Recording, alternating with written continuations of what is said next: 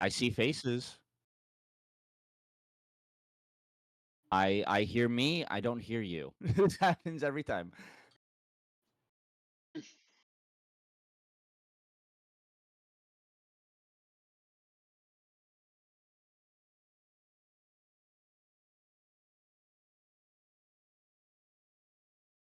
Are we good?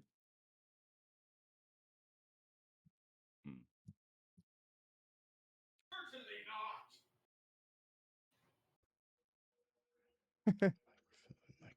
Microphone. Michael phone. The Michael phone is plugged in. Oh, I hear you. Hello, Michael. Here we are. I think everyone is audible now. Dan is Dan's Everyone's echoing. here. Hi. Hi. Kitchen. Um, It's I'm. beautiful. Hey, we are. This is Dunces and Dingbats, and then we Ah! say everybody's loud for a minute, John. The It's fitness fine. gram pacer test. This is a multi-aerobic test. Dan's got us covered this time. Thank you so much, Dan. Who, by the way, for traumatizing all of the millennials. Yeah. Dan, we've had the bit of not saying your last name in our productions for 4 years privately to ourselves, and I want you to know that I've been editing some old episodes recently, and I did say your name quite a lot back then. And I know that it's not a big deal anymore, but I'm It's not a bleeping them big out. deal. I'm bleeping It's it. fun. I'm At gonna this leave point- the space and just bleep over it. At this point, it would just be. It's just funny to continue it and just be like, no Well, one ever knows. there's- Honestly, at this point, it's funny. There's also a musical artist that's cropped up since we've been playing who goes by Dan with just an exclamation mark, and I kind of like the idea that maybe we have grounds to be in a copyright That's great. dispute. That's great. I don't want that from him. He seems like a nice enough guy. I don't know anything about him, but anyway, Dan's here. Say hi, I like Dan. this. This is great. Hello. I don't know who I'm playing today. Usually it's somebody else, but we'll figure it out. Yeah, and in the same boat is Tim Donnelly. I'm playing somebody. That's damn right. And then joining us boy. for the first time officially, John, remind me how to pronounce your last name. It's Rosenberg. Rosenberg. Tim and I had I remembered something different from reading it. John, I'm very happy to have you on board, and I think that for this one shot, which by the way, we are not running D&D, we are not running Mork Borg as we have been running. We are running Teens in Space. We ran Death in Space previously. In fact, you'll see the screen here, right down here, says compatible with Death in Space. That's not true. That right now, that's a lie. And I should really probably change that. But, c'est la vie. So, while I'm not able to change that, I have put out that statement. I'll try to say it a few more times. I just didn't change the background yet. Now, I could also probably say we're not like legally affiliated with what is it, Renegade Games, but their stuff is rad. Go play Kids on Bikes and all that shit. So we don't know who we're playing yet, and we also kind of a little bit don't know at all what the story is. And by we, I mean I purposely didn't do a whole lot. I had one cool name come to me earlier, and I wrote down whatever came to me on that, and it's 6 lines of text total. So let's lock in for 2.5 hours and see what happens. John, we'll start with you. I have picked, and we all talked and decided this was the quickest and potentially most fun route for this particular time span. I have picked your classes for you.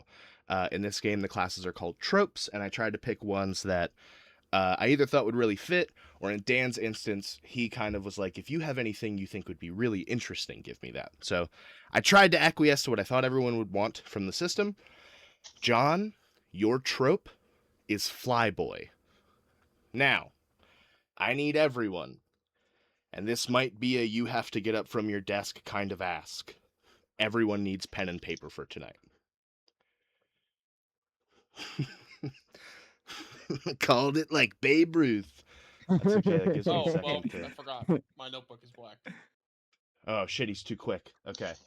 I was gonna Camouflage. fix the thing, but I can't. Alright. Good. I am gonna fix the thing. So, John, I'm gonna have you write down your stats. You will start. All of you will start by. Here we go. Here's a little logo to cover up the legal thing that's wrong now. Beautiful. Peace. Oh, I'm way better. Whew.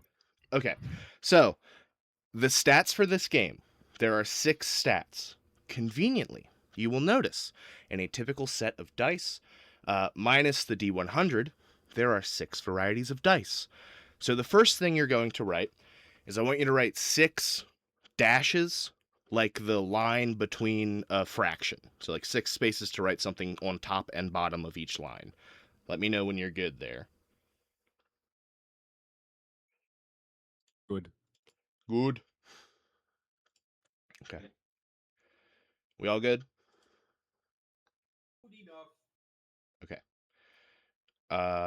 Let me real quick change Don't bug me. I screwed that line up. this guy. Add a file. Add the logo. Oh, it's beautiful. Okay, great. We're gorgeous. We're in business. Everything's coming up roses. Everything's fine now. I fixed the screen problem. Now it's got our logo and our Patreon. Everything's beautiful. Go to our Patreon. There's no charge right now because I just haven't done that yet. Soon there will be stuff that will be behind a paywall. I say to no one.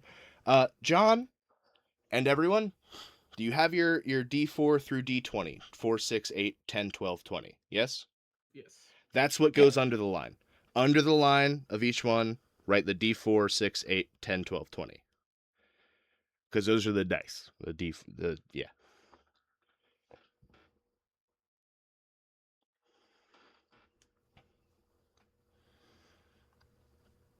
Thumbs when we're good. All right. Okay. Now we start getting into the individual stuff that will not be the same for each of you. So, John, your D4 is in brawn. The idea of the trope is like hotshot pilot type guy. So he's not necessarily a bodybuilder. D4 means that you're terrible at that skill. And that's the words in the book. So I just wanted to share that. John, your next one, which I personally kind of disagree with, is charm. I disagree with that to the point that I'm actually going to check and make sure that's right. I feel like a pilot is typically pretty charming. Yeah, I feel like the charm should be, yeah. And there, I kind of wrote them down in, nope. No, so think like real life Air Force pilot. Like the movies make it seem like you'd be like Tom Cruise, cool guy, but you probably were a nerd who really loved planes, and socializing might be tough. So D8 in grit. That's for you. Did you say grit or Brit, like in Grit Royal with Air a Force? G. Okay, grit. Yeah. It's like, I guess I'm British. So you've got D8 in being British. RAF. D10 in brains. Right. And then you've got D12 in fight and a D20 in flight. Okay. We will do species next. So I will do the next person's stats and then we'll come back around to species. So Tim, your trope is the lone survivor. The lone survivor, okay. You have a D4 and are terrible in charm. Charm. You have a D6 in brains. Dummy. Nice, thank you. You have a D8 in brawn. You have a D10 in flight. Okay. You have a D12 in fight. And your D20 is in grit. Right. Yeah. Sweet. So think like Jean-Claude Van Damme type. Rambo if you weren't so jacked. I can do that.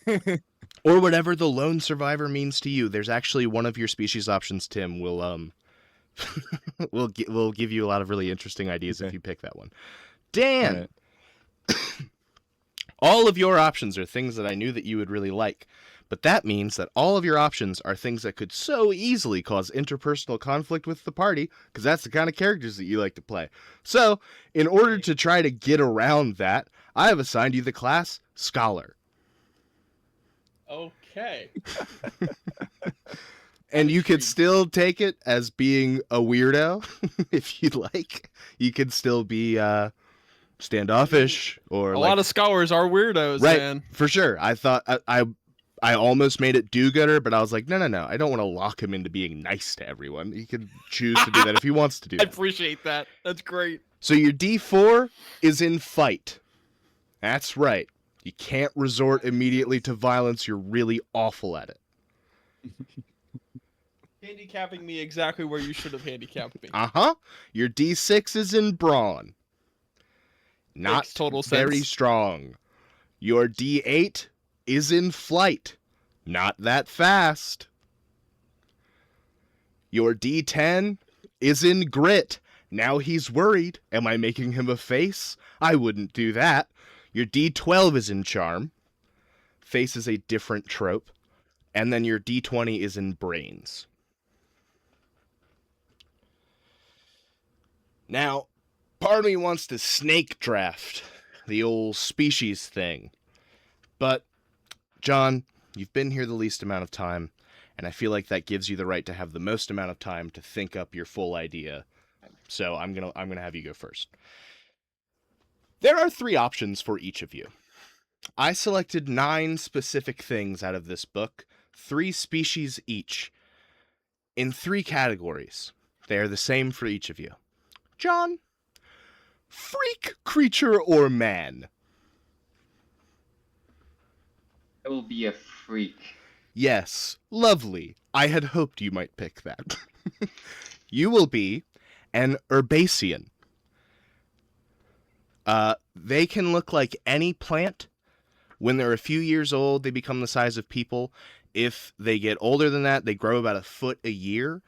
And they can be pruned. It's quite painful, but it is something that makes them keep looking normal. So, up to you what you look like. You're a living hedge. You can be trimmed into any shape, have any flowers, anything like that. And then you get a couple of things. You have +1 to flight. Or, sorry, no. You have -1 to flight. Trees are very slow. Okay. Yeah, that one unfortunately makes a whole lot of sense. You have regeneration. So you can spend 5 tokens to fix an injury. Okay.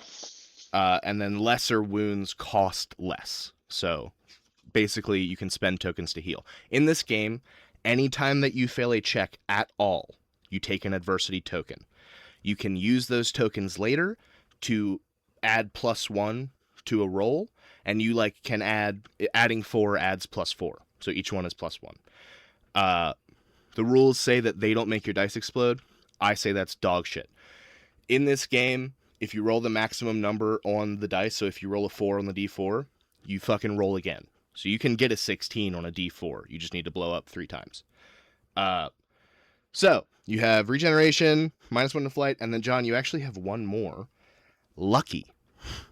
Which is where you can actually spend a point to re-roll. You can spend a token to re-roll.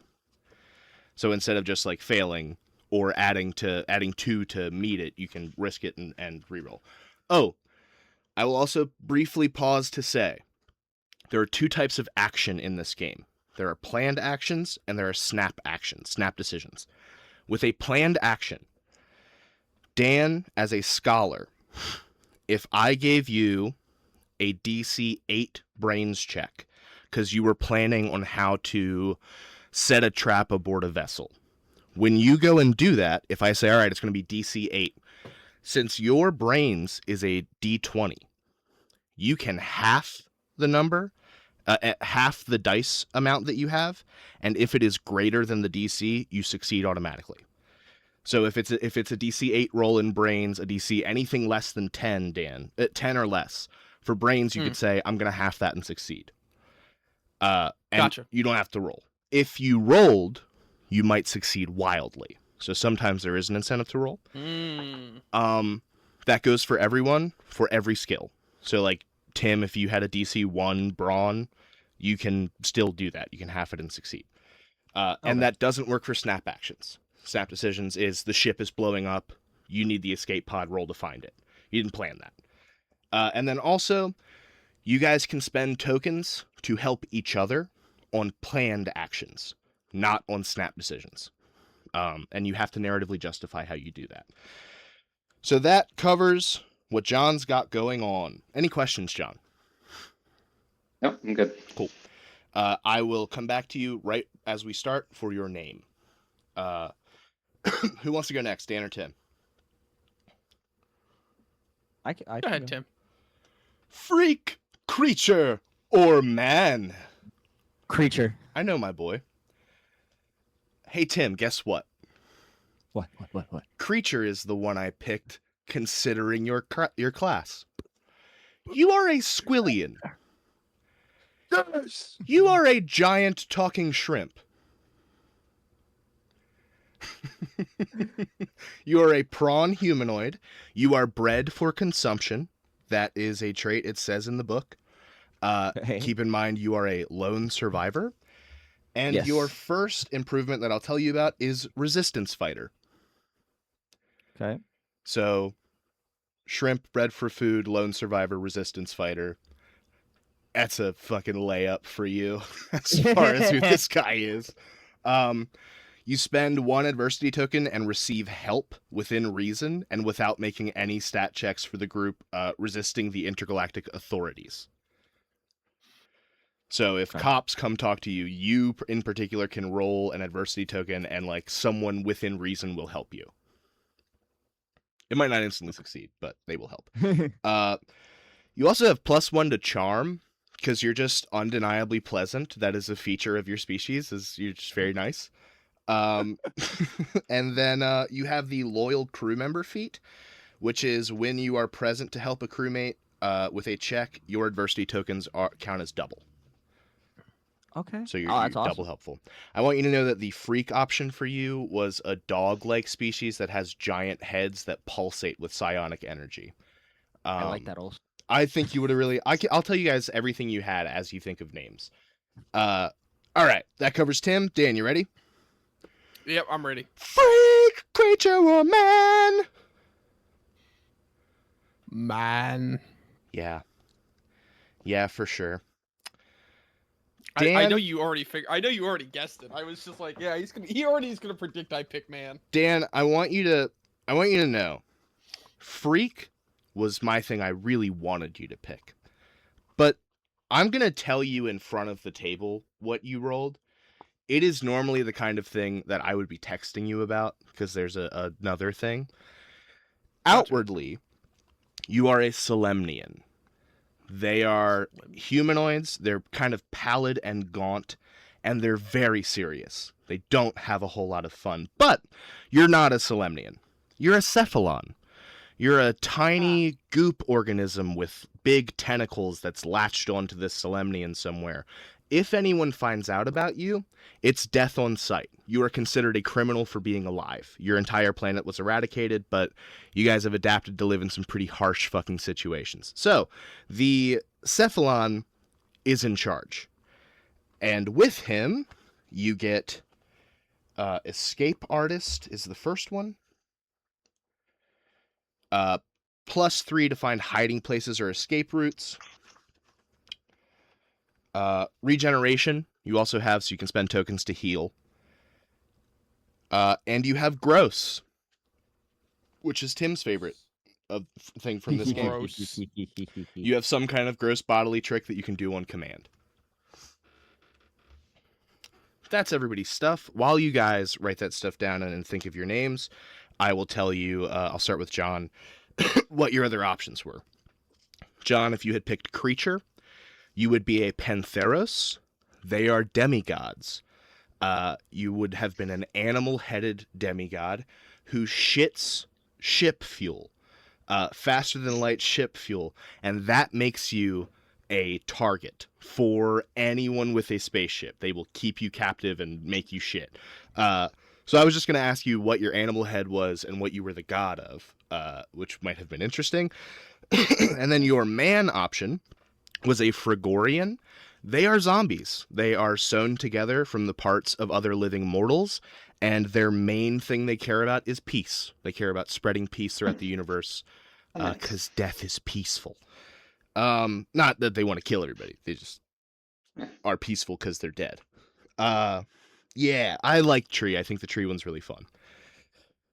Did you guys? You guys did do freak, creature, and man. Yeah. That's Yeah. interesting. I didn't know that was gonna happen.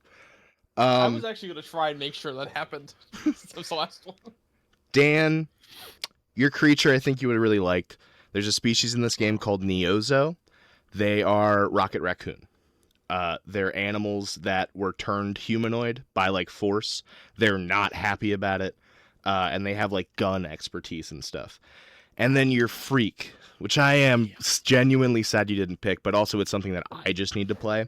They're called skitchlings. They're very tall, they're gray, they shave all the hair off their body, and breaking their own bones is an essential part of their biology and culture. When they're cornered, they break the bones in their hands through the skin to fight with them, but they are also known for their dancing. Oh.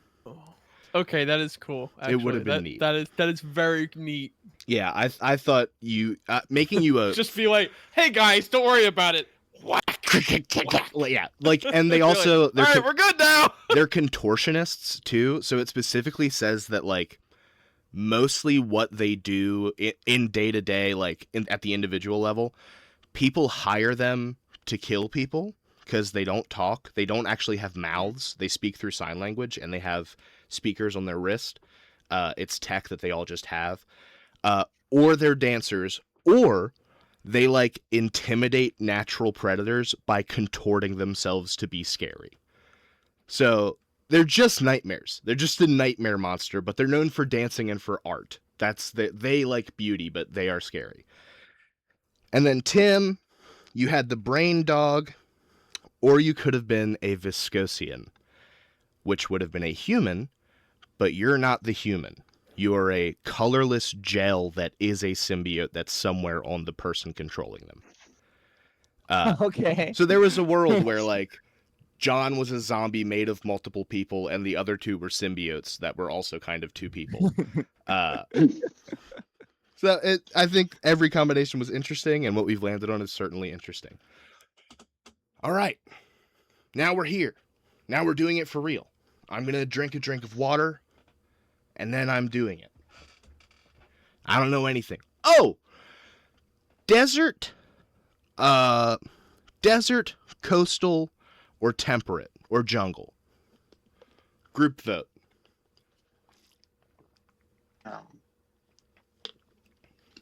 I'm good with temperate. Just like a nice chill, like I'm okay with temperate. Okay. That's good. All right.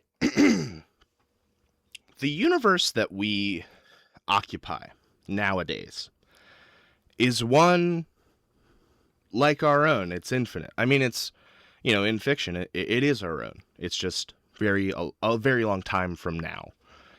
And as such, things aren't so different as you might expect them to be today. There is this incredible force of good, the Legion, that we will get into very soon with our main party. But there are also myriad other factions throughout the universe who the Legion would classify as deviant for deviating from the Legion's way. One such deviant organization, among many, specifically many in the sect that people would call corpse or corpos or corpo slime or the worst of us, one of many of them is Alpherion Enterprises. They are a bulk mineral distributor. They strip mine planets. So, we come to a normal day for Alpherion operations. We are on an as of yet unnamed planet whose Legion designation would tell you that it is hazardous to its people and therefore is currently unoccupied. But it's not, is it? See, no one's watching it. So, Alpherion, learning of the mithril, gold, platinum, diamond, all sort of stuff, dilithium if I'm allowed to say that, but if I'm not, that's not mine. It's either way, it's not mine. That's a Star Trek thing. All kinds of crazy mineral shit is on this planet. And so Alpherion has moved in, sending some of their lower level grunt employees down to the planet, which has its own share of hostile creatures and hostile peoples who have also moved in, like Alpherion, to do some strip mining. And so, sending people out in teams of probably like 5 to 12, we come to one such pod of miners. That's with an E. You guys are each, I think we come to like, the camera pans down from the stars and we see a yellow sky full of wispy pink clouds. And then we see the tips of these pine trees as we come down. And there's some more deciduous trees around them, but all like 10 feet in diameter and hundreds of feet tall.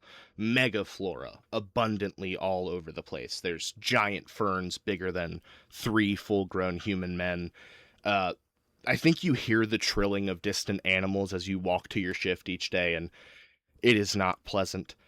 You all having made the commute from the aerial base of Alpherion Enterprises, it is a space station that is convertible to go into atmosphere. It has entered a low stationary hover, and it extends a long channel down like a big chromium metal tube. That's kind of like the Futurama like air tubes, which might be an Asimov thing actually. But you guys have made your journey down, and then I think you've hiked like 4 miles into the forest. What do we think? I think your leader guy is I think he's like 6'5", blue skin with dark blue dots, big mustache like growth that covers his lips, no nose. It's not a mustache, it's flesh, but it's like the shape of one. And then like Batman ears and yellow kind of feline eyes. You see he lumbers ahead of you, very hard to miss. His 2 sons of the same species as him are with him, behind him. Their names collectively... Let me make some room on this chart. I have to erase my creatures table because we don't need that anymore. The big guy's name is Jeth. His first son's name is Beth. And his second son's name is Larry. Jeth, Beth, and Larry are traipsing along in front. I think that there's another guy with you who is a robot-type fellow. Not really an android, full-on robot. His name is Porgo, and he is your chief demolitions expert. He's got a bunch of dynamite and shit like that. We have Gwarn, can't forget Gwarn, big dog guy. And then there is Susanna, who is a bird humanoid, completely flightless, but you don't think she was born that way. It might be a company thing. As you guys are walking, you eventually arrive at the cavern, and you step over the warning signs, clearly referencing an impending cave-in. And you go descend into the cave. Metal, I think, glints all around you in the stone walls until you enter a chamber full of crystals. It's clearly, you guys blasted it out like yesterday. And as you start setting up the lights and the equipment and getting the coffee ready and the things you do before you start the job, we will come to Tim first. Tim, what is Hello? your character's name? And what is he all about? His name is Triton, and he's wearing a salmon pink suit. He looks very classy and dapper. Nice. He looks like high class, but he's not high class. He actually looks like he's more of in a eternal mourning or honoring of something. And he smells really good, and no matter what he does, he cannot get rid of it. It is a curse. That he Can't get thinks. rid of the fact that he smells so good? She smells so good. That's kick-ass, man. He's- I love it. I love it, and I think it's great. Okay. Triton is over there smelling incredible. What do you think you're doing as part of this crew right now?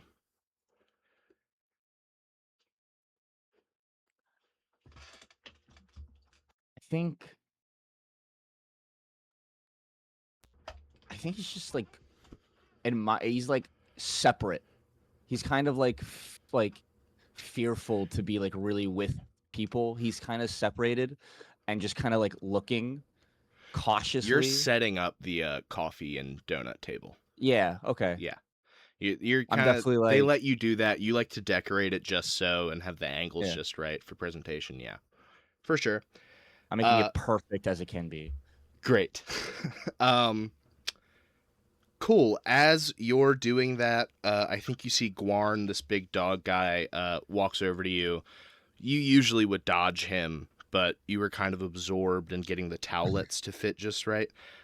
So he walks up behind you and clamps a big paw on your shoulder and goes, "Hey there, Triton. How are things over at the concierge today?" I'm good. Everything's great. Everything's wonderful.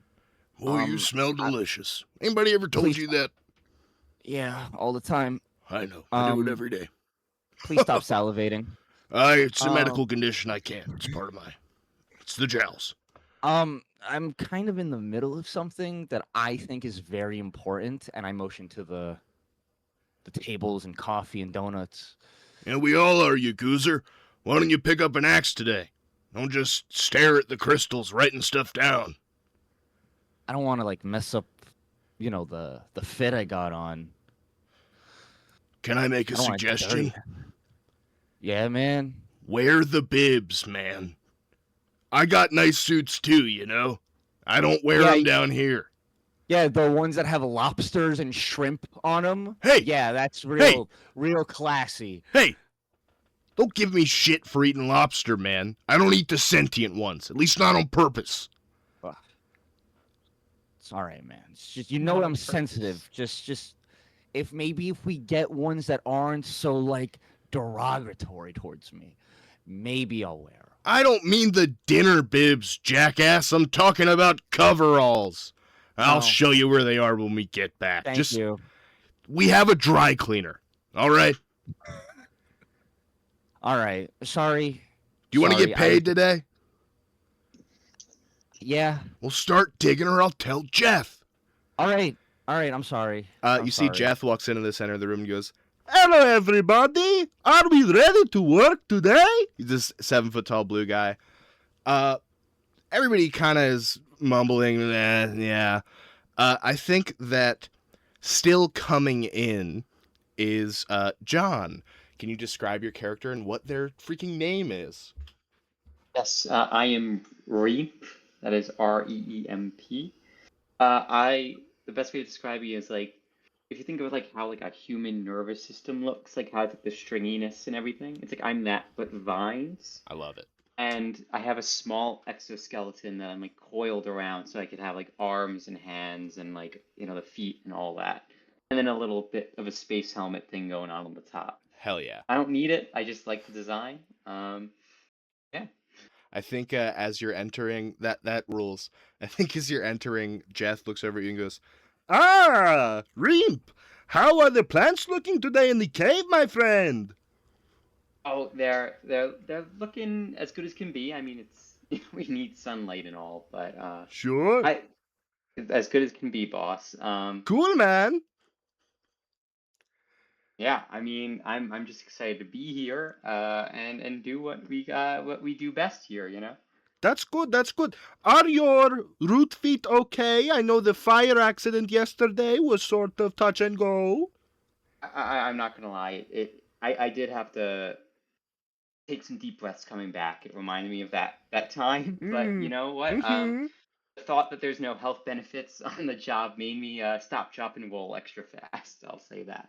Well, if you find yourself unable, there are some of us who still need to meet our quota. I'm looking at you, mister. I'm not so strong. Dan, can you describe your character? Yes. Um. So, from an outward appearance, the way my character looks is essentially a tall, skinny old man. Looks kind of like he does the books. Like that's what he looks like. He like that vibe he's got of like he looks like he's a book nerd. That's the vibe he's got. Glasses, like corduroy vest, like to the nines. Looks like you pulled him out of a college classroom, basically. Rad. What is his name? Um.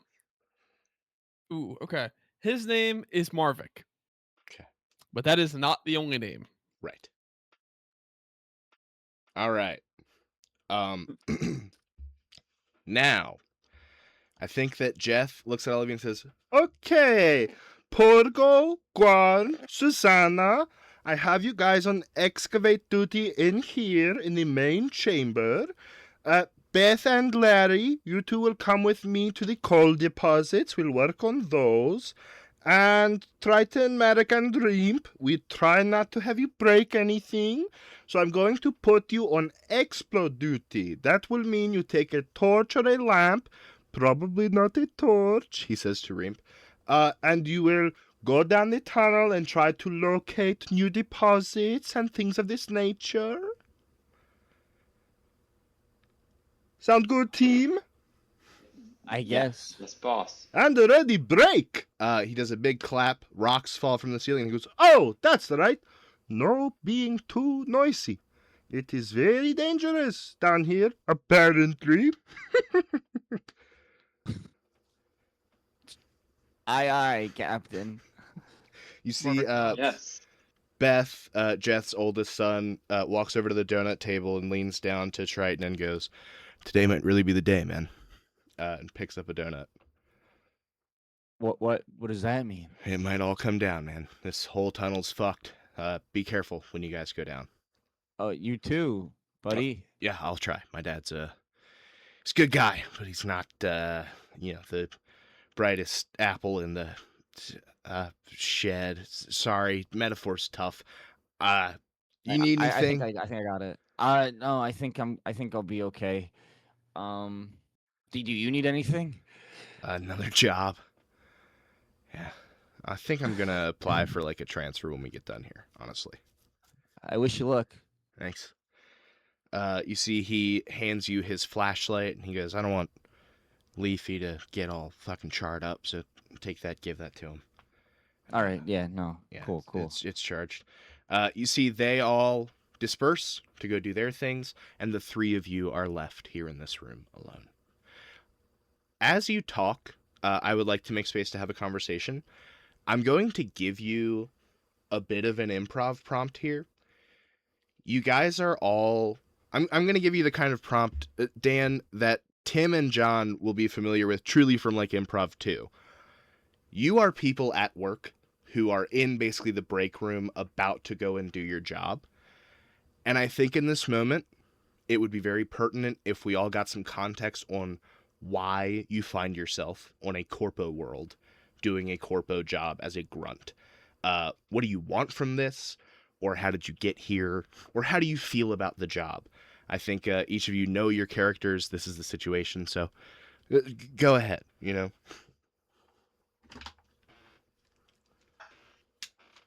I see you around.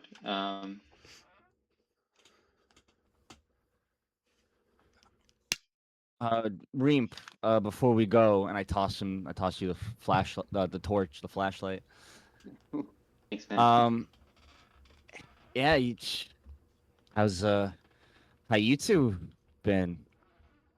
I mean, I'm good. I mean, I had some fake enthusiasm with the boss, as you can tell, but Yeah. Usual.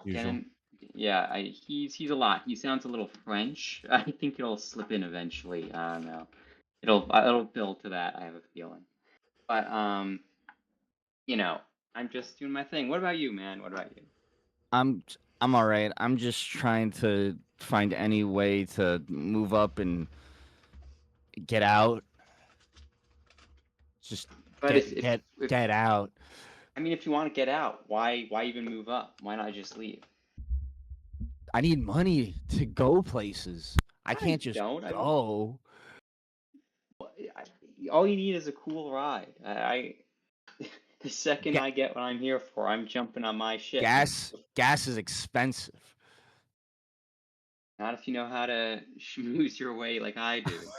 I don't, man. That's the problem. And here's my secret: neither do I. I have no idea what I'm doing. Ask me for a pickup line. God. Ask me for. I'm gonna give you a pickup line. Ask me. It's my schmoozing. Are you ready? Yeah. All right. All right. Are you from Gleepglor? Because you're the only gloppity eye glue. You like that? Can you roll me charm, John? Okay. To see if objectively if that's a good pickup line in this world.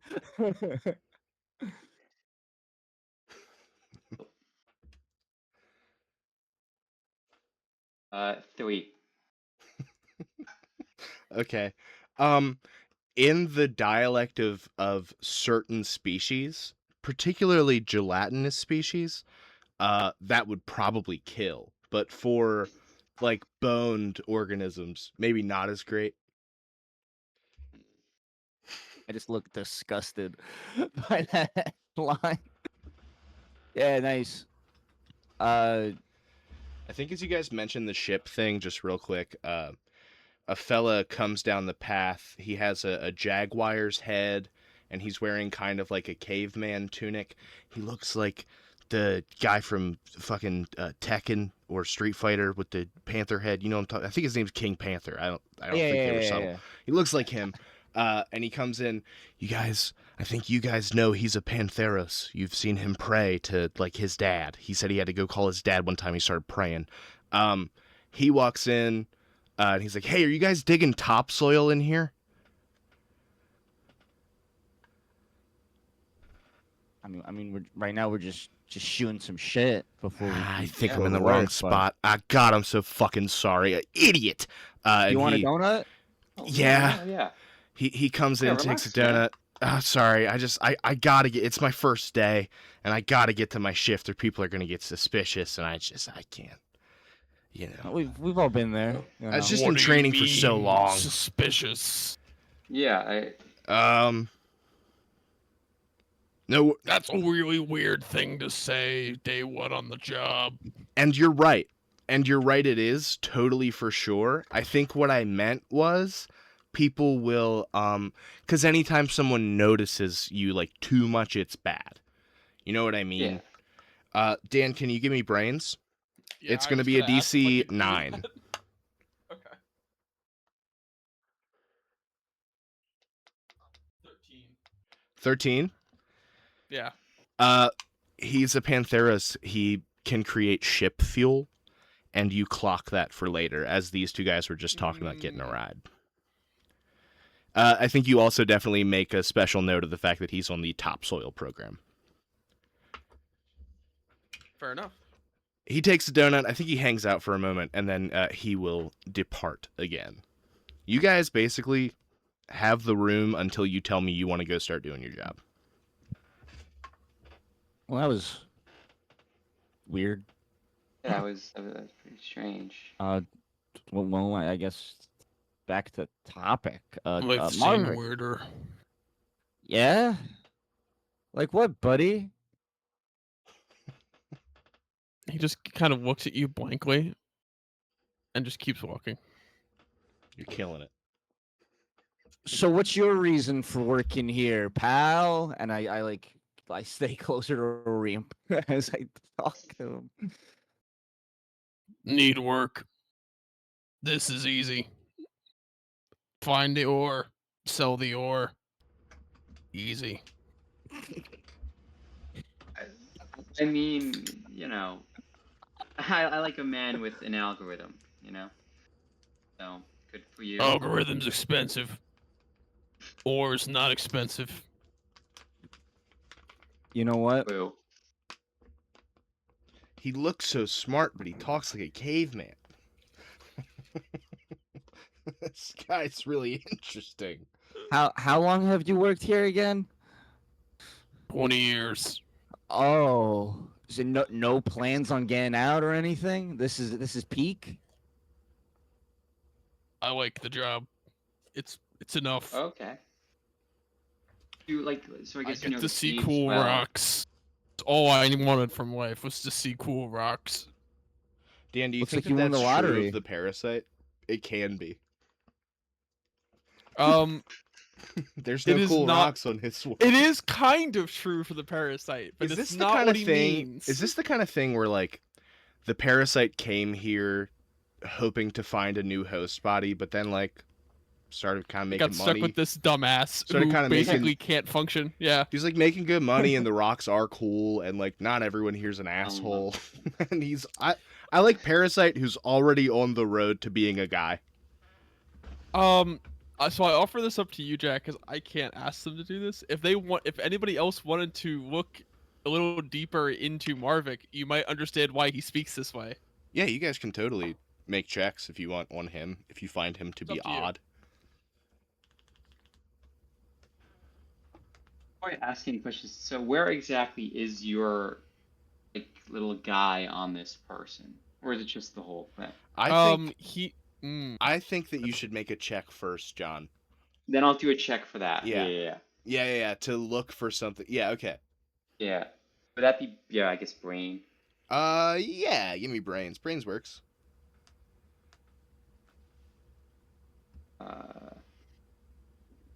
Apologies, I need to switch. An 8. An 8.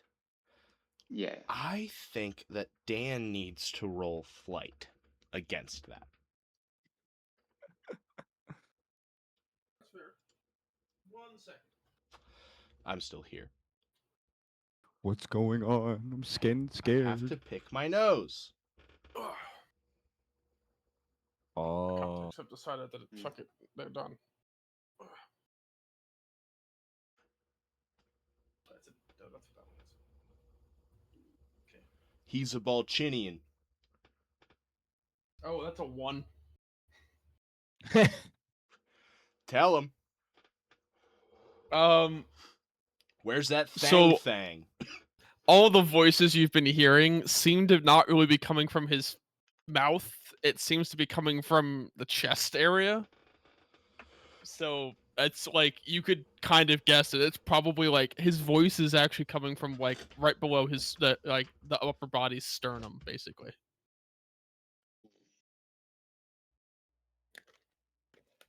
At that point, honestly, I would probably give it to him that like you've probably noticed that Marvik's mouth doesn't exactly move at the same time that he's speaking. Yeah. He's So trying it his looks best. fucked up. He's been passing for a long time. Yeah. Okay. Marvin. I hate to be this guy at work. I don't often say this to people I meet for the first time on the job, but out of curiosity, could you take your shirt off? That's an HR violation. Yeah, I was don't. worried I'm about not. that. I'm not is. comfortable with that. It's not like and that, I wasn't even guys. asked. It is If you one, though. knew me, you know I was a plant, and I photosynthesize. My love is the sun, no one else. I'm not a physical dude, okay? This is out of curiosity. I'm a man of science. Well, I'm convinced. Take your shirt off, Marvick. Marvik is also a man of science. Knows that this kind of pressure is what they warned about in primary education.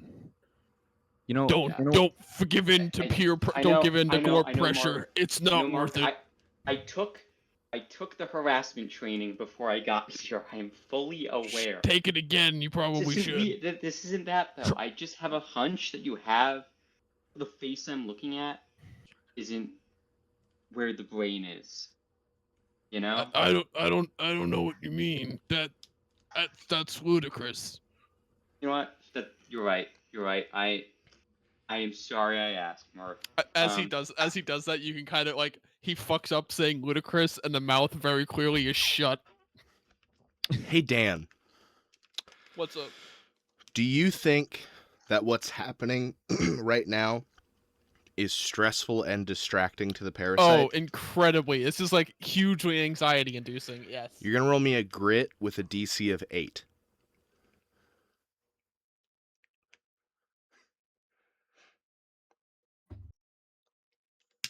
no, it's a 1. Dan, your mind says one thing, but the old man's still in there, and he wants out.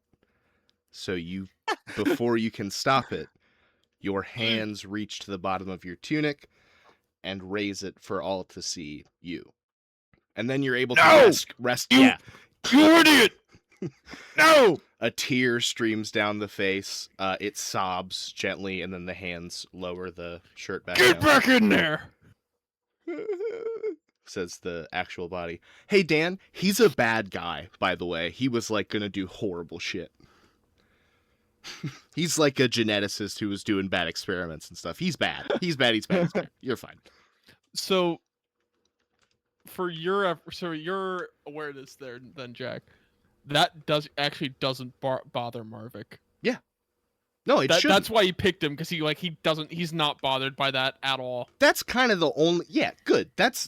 We're implying that you have some conscience in there, and you were like, well, I wouldn't pick like a baby. Oh, I'd pick no, a bad guy. it doesn't bother him because he just doesn't Right. care. He's like, this guy's like Sure. a newbie compared to me. Fuck him. Sure. In fiction, that's a great reason. For us in real life, I think that it helps to make you not such a monster. To be like, well, if that guy was of his own free will, he'd be blowing up hospitals and shit. So, you're fine. This is probably better. We're just going to skip all the bullshit and say that up front. It's a one shot. We don't have time. Exactly. And Reed looks at a paper and goes, "Oh my god. I know I recognize you. You are the baby strangler. Oh my god." Yeah. Well, I'm happy this is what you're going through. The University Baby Strangler. The University Baby Strangler. Dark part of Marvick's past. Don't want Yeah, not what I meant to do. They misunderstood my experiment. I'm not saying it was you. Whoa, he's defending him? All right. You guys hear a voice call down the corridor. Lot of talking, not a lot of walking. Okay. Sorry. Didn't get IRB approval for that study. They didn't appreciate my findings. You know what? One day I think someone might. And No, no, they won't. You know what? Yeah, I'm questioning a lot of I things lied, right yeah. now. I'm gonna. I broke head on 7 ahead. galactic laws just to do that study. I'm heading I read out. the I'm fan going. wikis, not that I am. Now you know why I sit with rocks. It's just easier. Thanks, John, for including that Wiki still exists in this universe. That's not going anywhere. Right, making a note that I will add to the greater lore document. For the next 4 years, Wiki exists. Awesome. Triton is walking down the corridor to go do the exploration job. It's gotten too weird for me. For sure. Do you guys want to follow?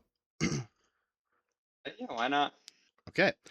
As you walk, it's very dark. There are no torches or lights already placed in the area where you go to because you are exploring a new stretch of cave. So everyone, I will have you give me group flight checks to try to be stealthy. So everyone's rolling flight. I'll say the group needs a DC 18. We'll say 15. Okay. All right, I think I need to switch dice sets. This one is rolling like absolute garbo. Nice. That was a 1. I got a I 9. got a 13, and that's after the subtract. We got a 13 and an 8. And a 1. Okay. So you guys pass. Dan, you failed a check to stay. John beat you in a roll off, and then John, you failed that charm check with your pickup line. So John and Dan, you are both at 1 adversity token apiece. Every time you fail, take an adversity token. So then Dan, take it. You would have 2 now because you just got that natural 1. All right. You beat the 18. You all hear a snarling from somewhere down the corridor. You hear like dripping. You think it's water at first, but then you realize something's off, And as you guys see up ahead, it does not see you. You know this thing as a snarling Grakenblot. They are ink black giant cats. They, not like a house cat, kind of like if a bobcat got hit with gamma rays and turned into the Hulk.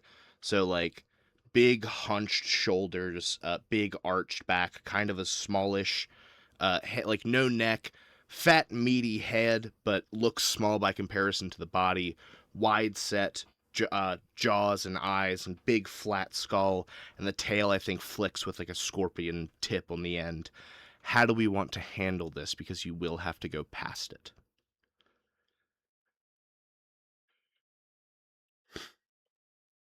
And I try and just run past him very stealthily. Yeah, for sure. It's going to be a DC That 10. flight, It's going to be a DC it's a 10 brain. flight check. Can I? I'm gonna fuck myself over here. But can I also try to stealth, but at a disadvantage because I smell so good?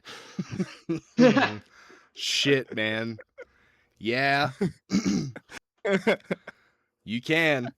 Let's start with John, because I do think it tracks that the flyboy would just try to go. Okay. So, John, give me DC 10 flight. And not to the D20. That's a D20, yeah. Oh yeah. Sorry, stream. Yeah. 4. 4. Yeah. Go ahead and take an adversity token for failing.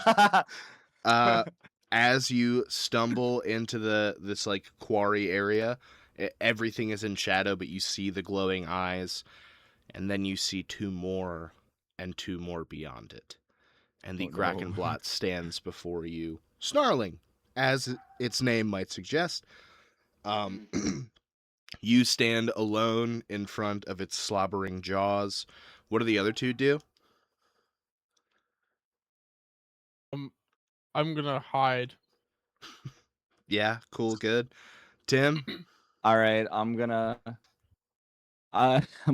fucking run up to Reem to make sure they're okay.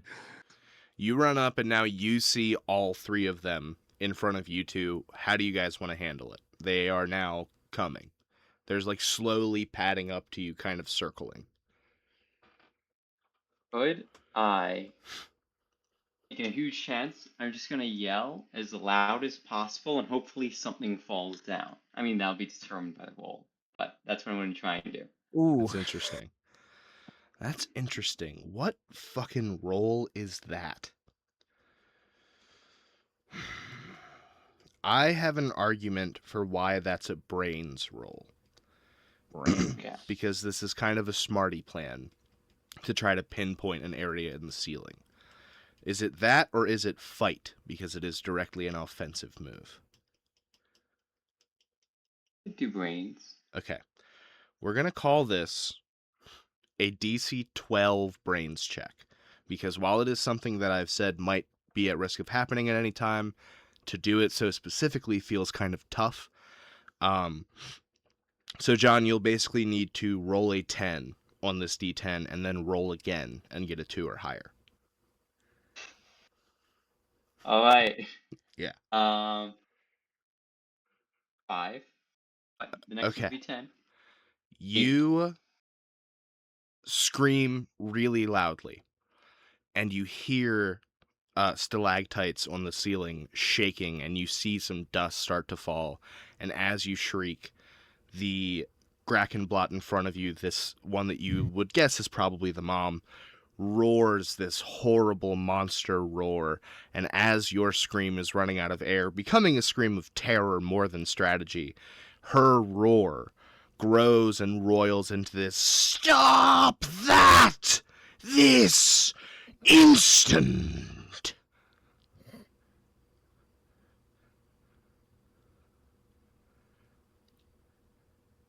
All right. I have to apologize, Roman Manners. I didn't think you spoke English. I forgot that that was a thing that we did in this universe.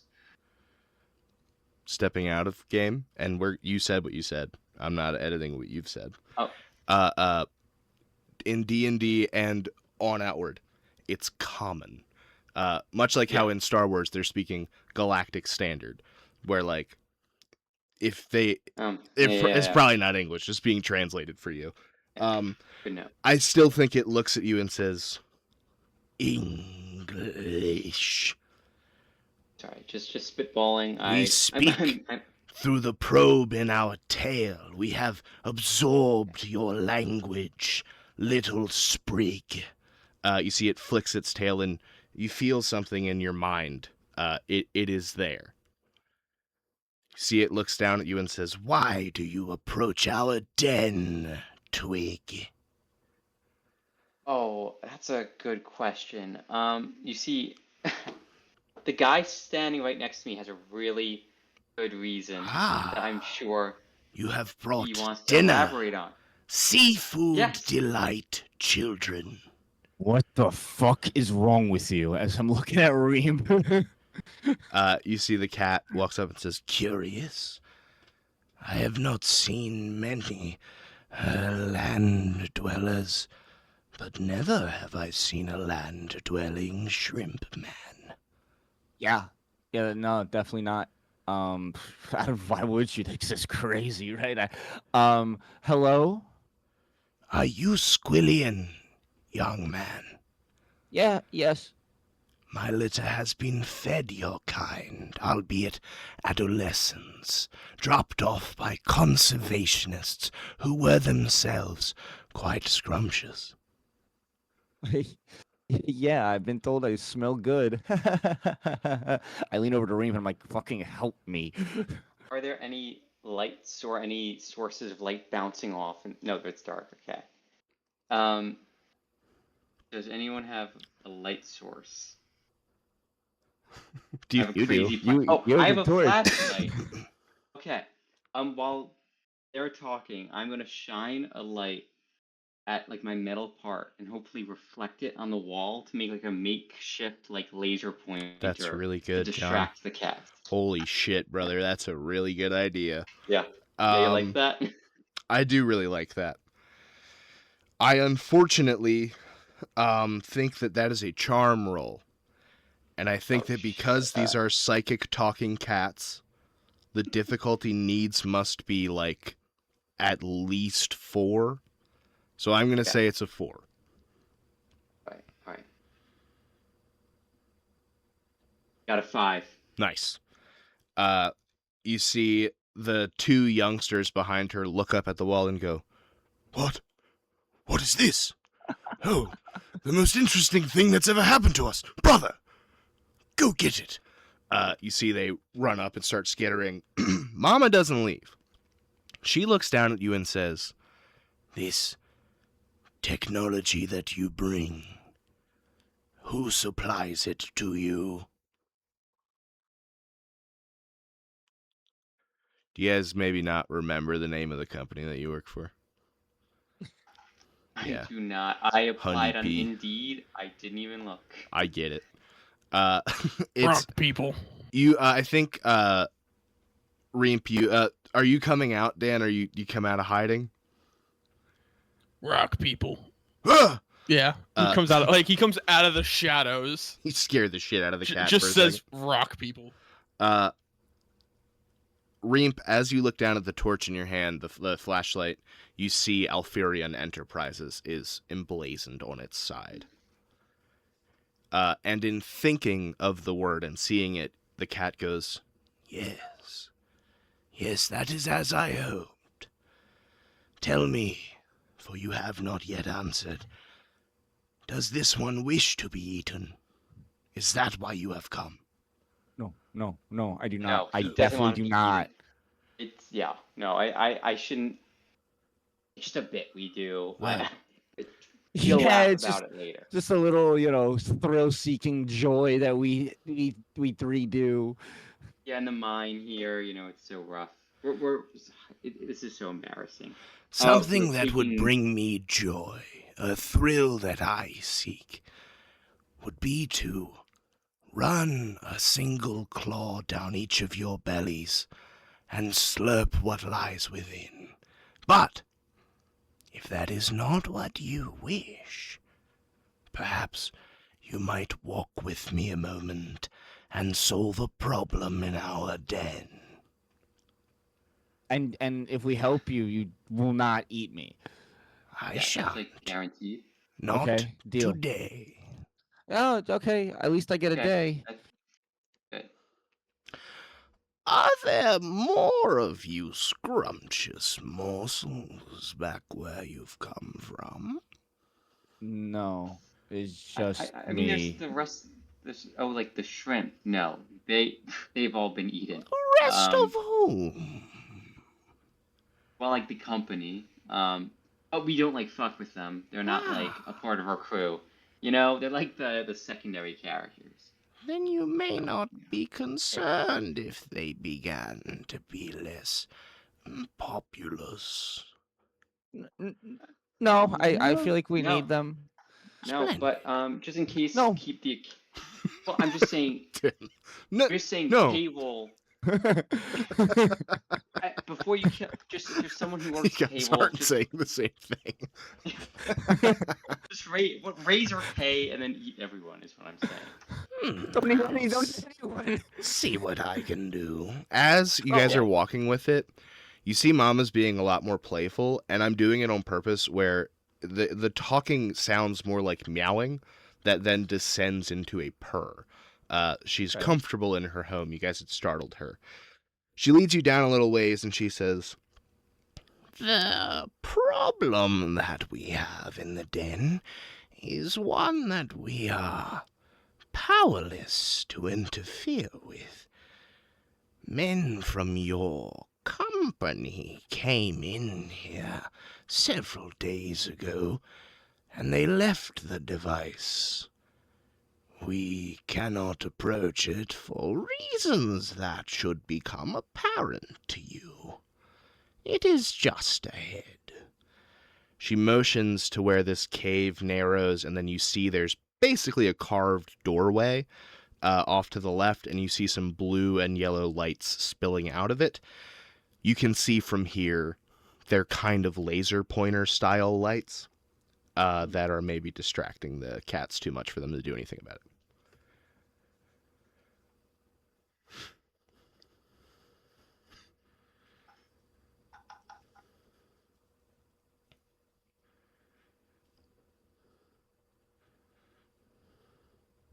Well, I didn't catch your name. I don't want to call you a cat. I hope that's not derogatory. But we can handle this, I think. Because it'll mean that we don't get eaten. So I appreciate that. Well, I'll be happy either way, but the lights aren't that much of a bother, so I certainly have my preference. Okay, Hemingway, then let's stop with the pros. Then what is the bother, my guy? Is it the lights? Is it the people? God. It motions forward and growls. I cannot get closer. I may be stuck for some time. Okay. I'm just going to take a rock and try and throw it at one of the lights and just see what happens. There are lights on a cave wall. What? They're not like this isn't Oh, like yeah, they're blinking okay. light bulbs on the wall. It's like lights spilling out of a room that you can't Okay, see into okay, from okay, here. okay. So you Okay, throw a I see. rock I down a mean- well-lit hallway. The cat goes, "Interesting first move." Yeah, yeah, I learned that one on my planet. You know, You got any when you ideas, will travel. Marvick?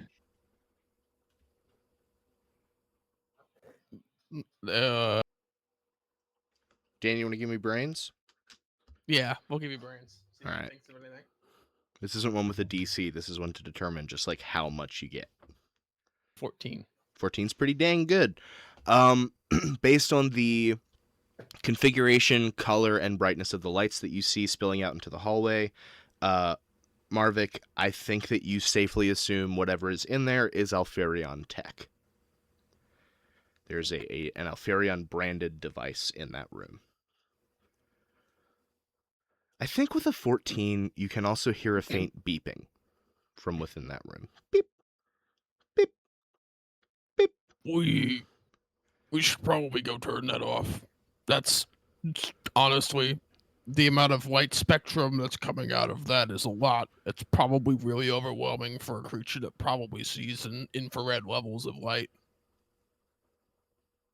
Yeah, that was beautifully eloquent. Yeah, I couldn't have said it better myself. I like that. Like I said, rocks. I head on forward towards the beeping. Cool. You guys round this corner, standing in the doorway now. You see in the room, embedded into the stone. So it looks like they very kind of carefully carved out this doorway, and then they just put like a stick of explosive into the chamber and detonated and left it at that. So the wall is super rough hewn, and it kind of is very circular. It's like concave. On the slope of the bottom, this like rough kind of 5-foot little ramp of stone, there is embedded it's the size of like a traditional treasure chest. What are you, Jack, a pirate? Nobody knows how big that is. It's the size of like a push mower, like a lawn mower, lengthwise like handle and all, but it's a thick rectangle. You see the top of it has these sharp high edges, and then an indentation where you can see a long glass tube with lights going up and down that has metal, kind of like a metal spine over the top of it. So it looks like maybe an hourglass encased in a big thing of chrome, but instead of sand, there's light. And in the center of it, you can see a 1-foot-long rectangular black screen with some red numbers on it. You can also all give me brain checks now as you look at it. Sure.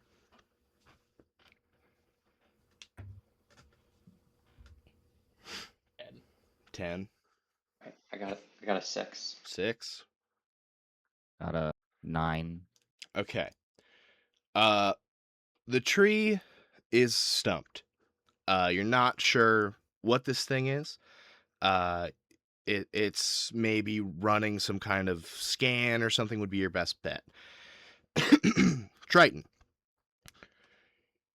You see, you and Marvik both instantly clock the clock. The screen is a clock, and it's counting down. It's currently at 2 hours and 17 minutes. But Marvik, you specifically notice there are many metal tubes of the same construction as the box itself that lead out of the box and then down into the ground. They look like they spread out in all directions. Dan, it is what you think it is. You all see a big, giant button, a giant red button with a minus symbol on it, on the front of this device.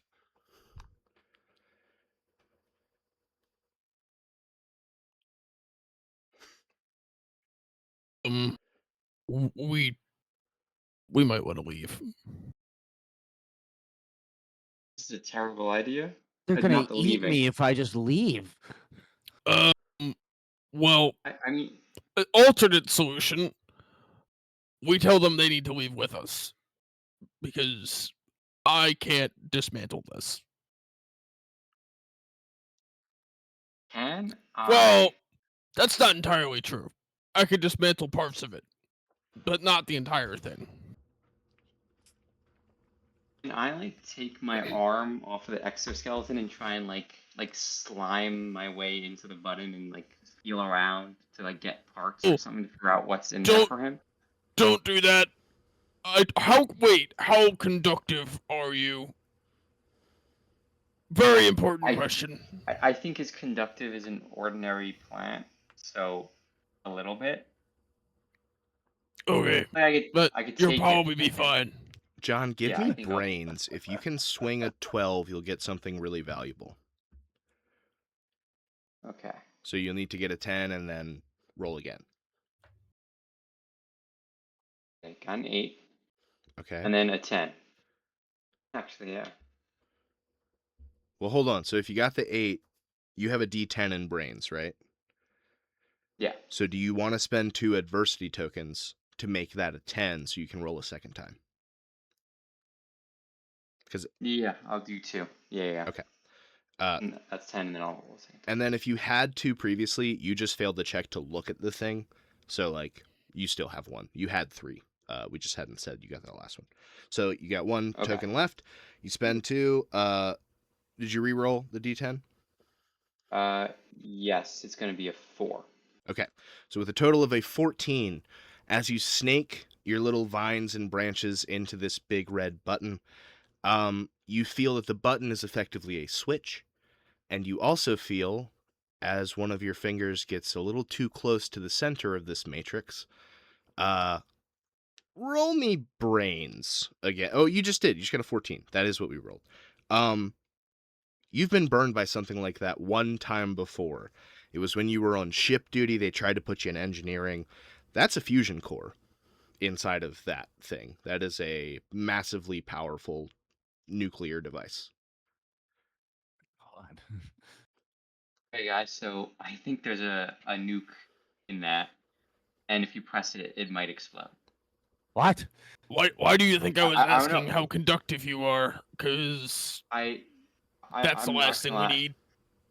Yeah, I'm a little shocked it didn't obliterate me, but I guess you have to figure out a way to disconnect it now, or like just get people out of here. I'm assuming that this company wants to blow it up. I mean, there's a timer. I think there's actually 2 buttons. One is green and has a check mark, and one is red and has a minus.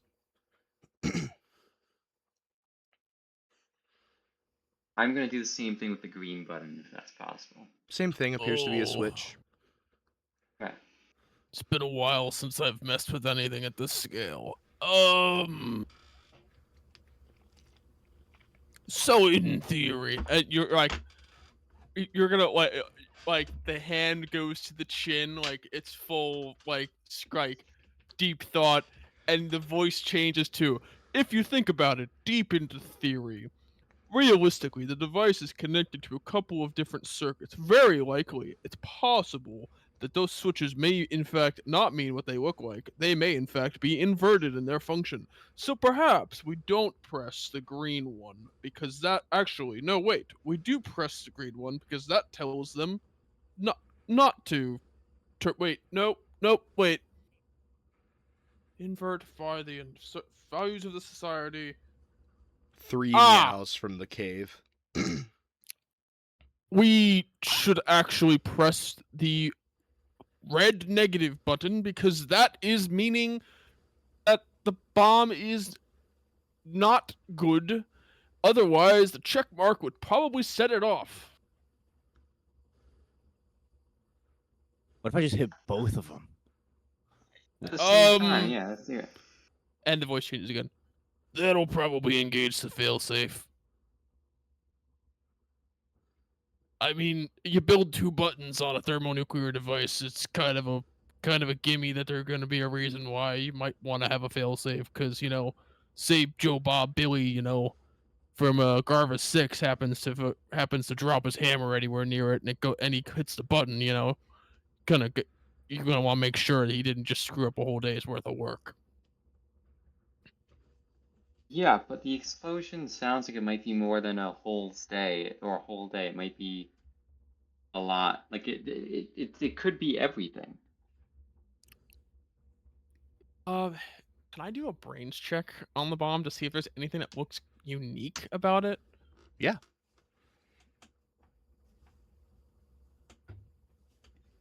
That's an 8. All right, What'd you get? an 8. An 8 is enough for you to know that if it's a nuclear powered device, which entails a lot more power than it does in our current time, it's thousands of years from now, they're a little more effective. The tubes go deep into the ground. you would guess it's not trying to blow up this cave. I guess what I'm trying to get a sense of is, does it look like it's meant to channel explosive force, or does it look like it's meant to channel energy? What I'm telling you is that with an 8, regardless of what physically is going to happen within it, It's gonna happen far below us. it's Okay. going to happen not just to this cave. Gotcha.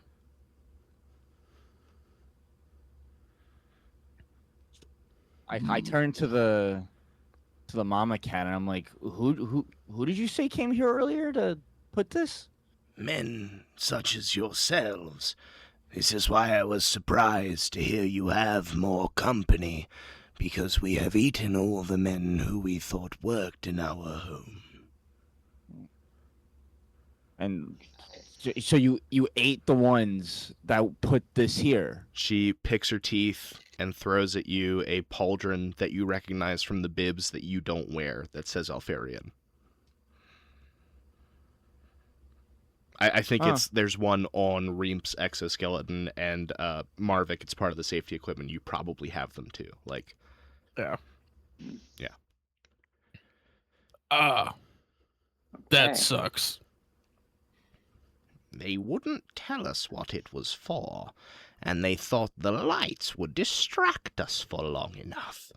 But they were wrong. Okay. Well, I'm just it's confused. on definitely for something. why would they put it here if we were told not to be loud and cause chaos? And how long ago did they put it here? Only several days ago. Oh God. Several days. Has it been counting down the whole time? Like, I know it's saying 2 hours now, but was it like 7 days and 2 hours 7 days ago? I want to be very clear. I'm a giant cat who lives in an underground cave. I've just learned what numbers are by scanning your mind, so I think so? Okay, that was fair. I like. Recommendation: I like please the don't flavors. scan my mind. It won't end. You'll. We have seen This- your two-ness, little one, and we are not No. intimidated. That is not what I don't want you to see. You kill people, we kill people, it's all the same. I mean, he strangles babies. Well, not him, but like. It was one time, man, They know, are I know. the sweetest. and I didn't even really do it. the They just sweetest called me meat. that. Oh. Yeah. That's Sure. a really. That's a really weird way to say that, but. Wait. I'd love to have a scientific discussion with you about that, but not right now. I notice the lights are still on. she licks her chops. Marvik steps back so someone else is in front of him. Okay. You know what? How about this executive decision? Why don't we just press the button and see what happens? If cat. Just let's. Cat I'm at cat this first. point. At this Cat point, you first, know level what? with me. If this thing blows up, you could take it, right? You look big and strong and like a bit of a tank. You're a hunk. I know you're a hunk. Don't lie to me. Give me a charm. You're a hunk. Give me charm. You're a hunk. It's a DC 3. A 4. Oh, Can I stop it. support him in that? No, because it was a snap decision for sure. Gotcha. But it works. It curls its tail around and says, "Well, why don't you try one of your little buttons? I'm sure we'll be fine." You know what? Why don't we press him with us? How about that? Wouldn't that be fun? No. Smiles, big smile. No. All right. So I'm the ideas guy. So I think one of you guys should actually press. Nice job! I just slammed both my fists on both the buttons, Okay, you do them both simultaneously? both at the same time. Cool. 3 things happen in perfect unison. You ready? A green light lines the black screen, and a reassuring woman's voice says, "Good to go." And then also, it goes from now an hour and 5 minutes to 55 minutes. And then also, it starts to tick down faster. Now it's not going by seconds, it's going by like second and a quarter. Well, now we know what Right. what happens. Do you? Well, Which means we have to press it again to see if there's any trends. So then we can figure out what it does. So you know what? Wait, Let's do hold it. on. Let's Do we really need? I at this point we need to address why do we want to accelerate the explosion of this thing? That seems Good like a question. really bad thing for us to be here if Okay. it is at all. I mean, it's heavily connected to something far below us, so it may not Fair. be in our immediate vicinity, but it'll definitely screw something up. All right. How about this cat person? Are you the only creatures living in this entire area, or is that something you would know about? Do you have any neighbors? There You're a hunk. People are. like to hang out with hunks. You know, hunks have friends. You know. Well, my father's son. Well, my son's father was quite the hunk.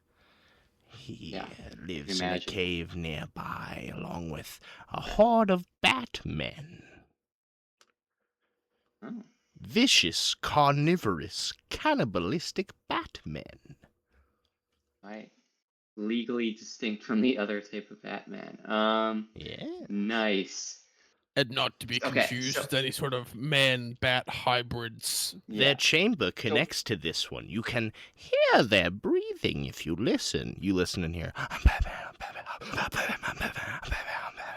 Just a sea of Batmans, a la Josh Rubin. So what I'm getting at is if we blew this place up, we wouldn't be able to evacuate it quickly. Blew up? Do we want Well, I'm to assuming this is a evacuate them? bomb. My opinion is fuck everybody else. If you would take us with you. Yeah, I'm gonna be honest with you. I don't need this job. I just want the our minerals. company and all. put the bomb here. We're technically like a part of this.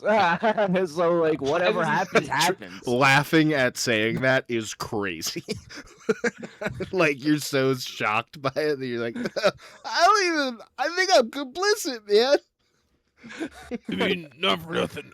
Just to play devil's advocate, maybe it's supposed to be here. Like maybe they're trying to enrich the ores in the ground by irradiating them. I don't know. I'm not sure what a bomb is, but you sound crazy right now. Wait, have you?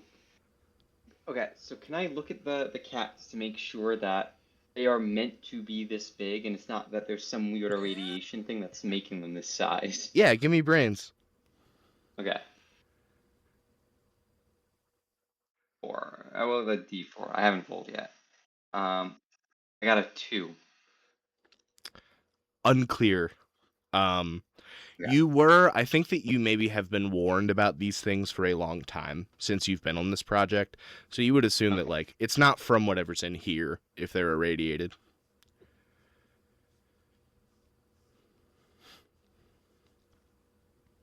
And they don't know. They just kind of shrug at you.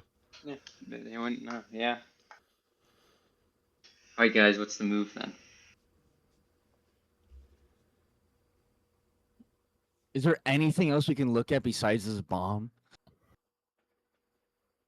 Or is this We could just look at the bat people, but that's probably about it. does this like corridor go like any further, or is it just like end at bomb?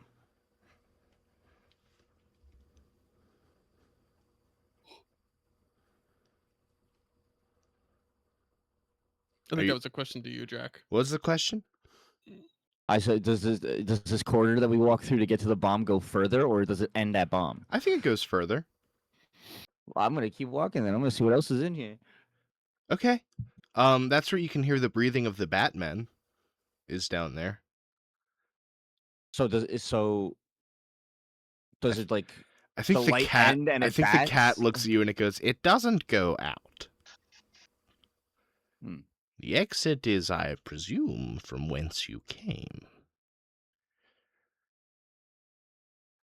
So it's just a bomb here? Yeah. Wow. All right. Um. I feel like we're overcomplicating this. Why don't we Yeah. just take them and leave? Yeah, let's do that. Cool. Yeah. Okay. I think that Reemp successfully charmed the cat enough by calling it a hunk repeatedly that no like roll needed. You guys, the cats are like, if you think I'm gonna die, so I'm gonna come with you. You're not. They know you're not lying. They're telepaths. So I think we cut to you guys walking into that like break room chamber. All your coworkers are in there. They've been working. And here come you guys with 3 snarling Grakenblots. I think the dog guy turns his head to you, Guarn, and goes, "Well, hey, gang, welcome. Oh, hey, you got something behind you there, fellers." And you see Jeff goes, "Oh, my, what a scary day this is."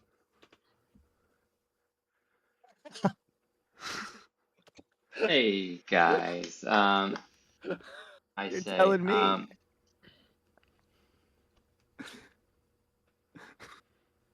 I stand up and I say, hey guys, how about this? So we found a really weird thing. So we're gonna ask questions and you're gonna answer them, and if not, you are gonna tell these guys behind us to eat you. You see To be Porgo the fair, robot puts his they'll hands up and know if you goes, lie. "All right, man. Whoa. Okay, is this because I cut in front of you when we went to get in line for bowling?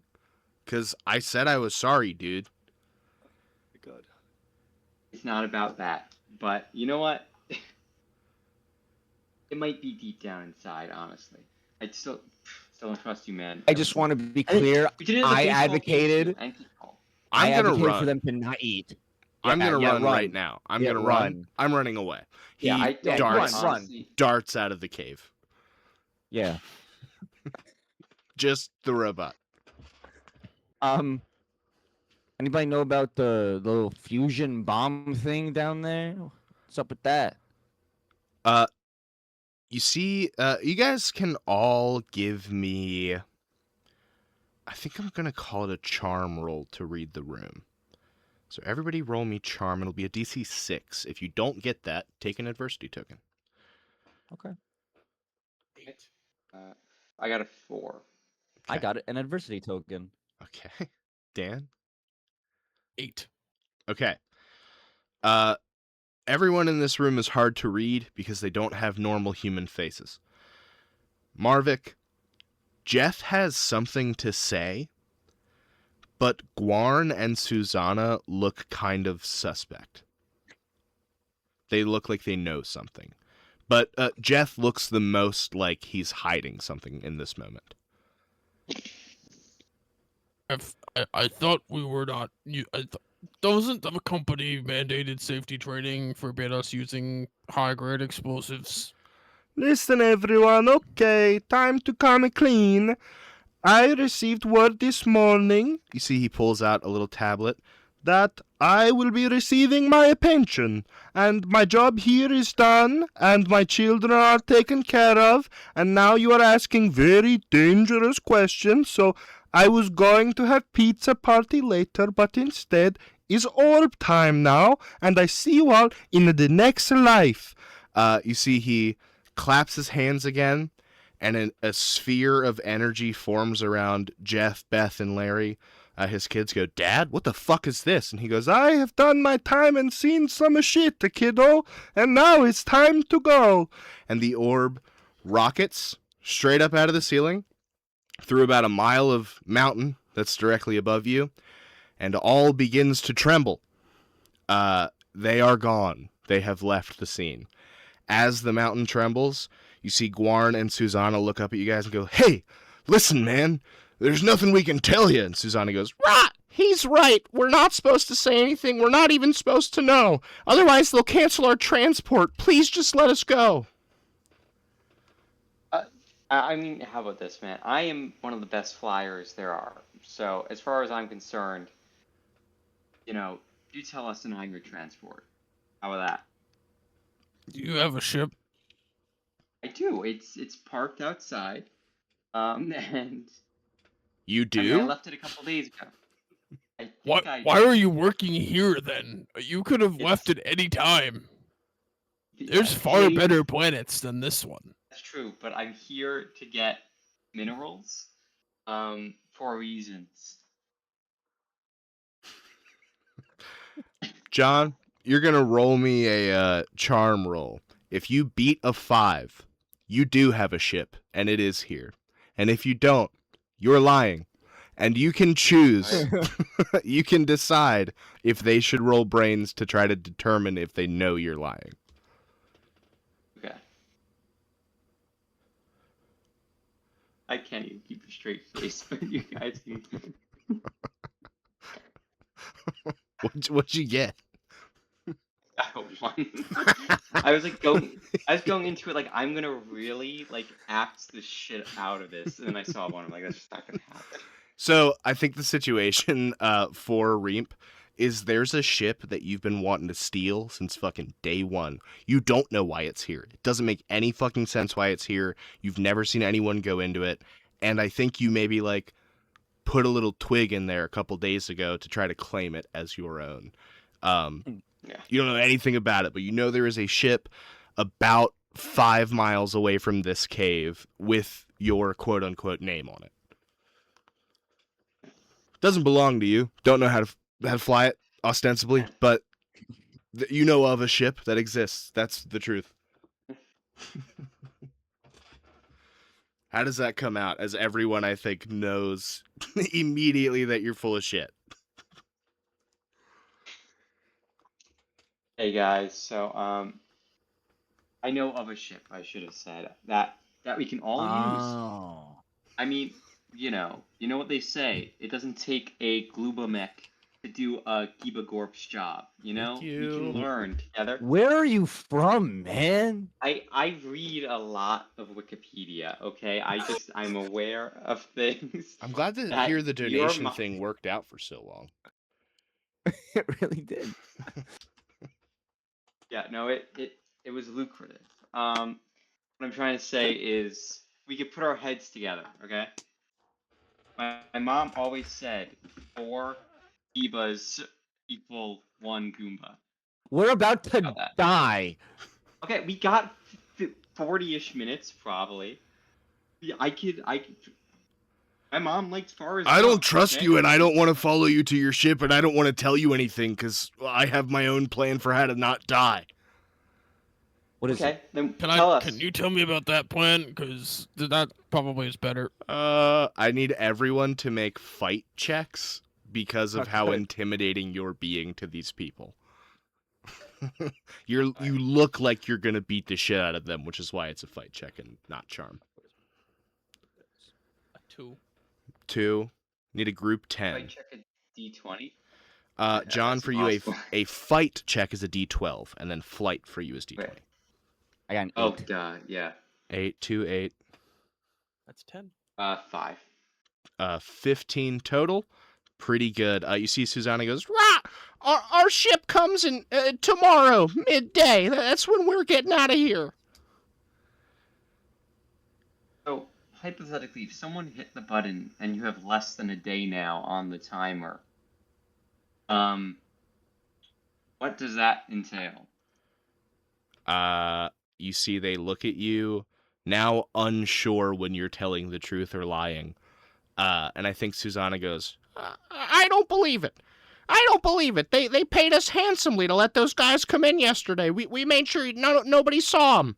And the day before, they've had guys in there checking every day. I think I'd know what day it is. Well, In local shrimp, I hit the buttons, both of them at the same time. And it was his idea. He said he was the idea guy and the action guy. What the Also, fuck is wrong with those you? guys are dead. Dan, can you roll me brains as they cry and go, oh, Shelly, he was this close to retirement. The cat 1. burps up a name tag that says Shelly. Dan, you got a 1? A nat 1. That's awesome. You I think you get a little frustrated at Triton for hitting both of those fucking buttons. Can I get actually Reap and Triton to also roll me brains? Yeah. Okay. 4. I got a 10. I just need everyone to know that Bella just texted me that her leopard gecko went missing, Oh no. Oh but my then gosh. she started talking to him and he came out. Oh, that's so Awesome. powerful. That is so beautiful and real and raw. Tell him Love I'm that. proud of Okay. him. I just shared this triumph on stream. And he came out. Happy Pride. 45 minutes left. 40 minutes left. Till detonation. You guys, everything's fucking shaken with a 10, John, on brains. She just said that their ship was coming tomorrow. And Triton said, well, I pushed the button and now there's less time. There was a little over an hour on there when you saw it. So they're completely lying then. There's a ship, or I guess there's a ship coming. Something's not matching up. Yeah. You So ask 'em. Probably- You can bring that up and tell them. I go, hey, remember? Not to reminisce, but remember when I interviewed, and you were the person interviewing? Yeah. This is us. Yeah. Yeah. Remember when you asked me, you know, what my favorite part about working in a team is, and I said it's the collaboration and communication. I said that. Remember? Yeah. You're taking notes. I said that. I Yeah. said that. You know, this company's taught me that we all collaborate and communicate. So this, tell me exactly what happened, because I saw the timer and I just don't think it makes sense what you're saying. I feel like maybe there's a ship coming earlier or no ship at all. What or do you maybe mean guys you were saw set the up. timer? What are you saying?